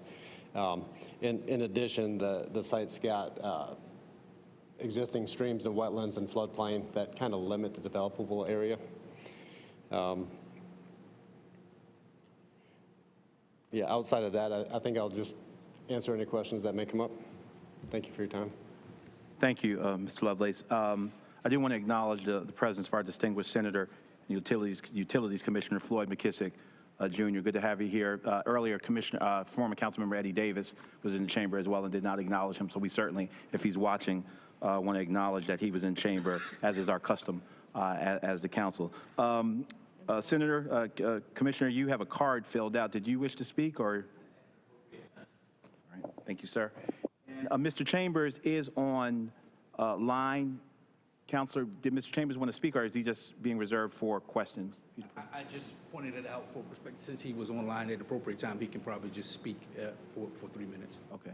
Mr. Chambers, if you can hear us, if you'd make him hearable, I just want to verify, because they've got some time on the clock, if he wanted to say anything. Mr. Chambers, can you hear me? Yes, can you hear me? Yes, good evening, sir. This is Mayor Pro Tem Middleton. Your item is being considered now. Did you want to say anything, or do you want to just reserve your time to answer questions? I'll reserve my time to answer questions, but I just want to thank Mayor Pro Tem, and all the council members for all the things you do. I know it's a thankless job that you perform, but y'all have done extremely well tonight, I think, in serving your community. So I'll just leave it at that, but I'll let Senator McKissick speak, and if there's any questions, I'll be happy to answer them. Thank you, Mr. Chambers. That's all the cards I have. This is a public hearing. If there are any other residents, citizens in chamber who wish to speak on this item, would you please make yourself known? Senator McKissick, we'll yield to you if you'll state your name and address. You have the remainder of the time that was left for the proponents. Okay. My name is Floyd McKissick, Jr. I reside at 6903 Herndon Road, Durham, North Carolina. I have a great appreciation for what you do because I've sat up there on that dais for 8 years and an additional 5 years dealing with planning and zoning matters on the Planning Commission and Board of Adjustment. So I uniquely appreciate your contributions. I think a lot has been said about this project. I think the important thing about it that I believe is really critical, I own a home over at 720 South Plum Street, very close proximity where this development is proposed to take place. This will bring a lot of stability to this area. It will provide housing options for people working over at Durham Tech, people working over at North Carolina Central, those who cannot afford downtown Durham at the price point that it is today. Their target is to get it in around the $300,000 range or so. So, I mean, you know, obviously development costs will drive the ultimate entry level, but it's designed to be an affordable housing community for people who will be going in, they may be working at Central, they may be working over at Durham Tech, they may be working at other areas where this would be a convenient location to get out of RTP or to get over to downtown Durham, but they can't afford to live in downtown Durham anymore.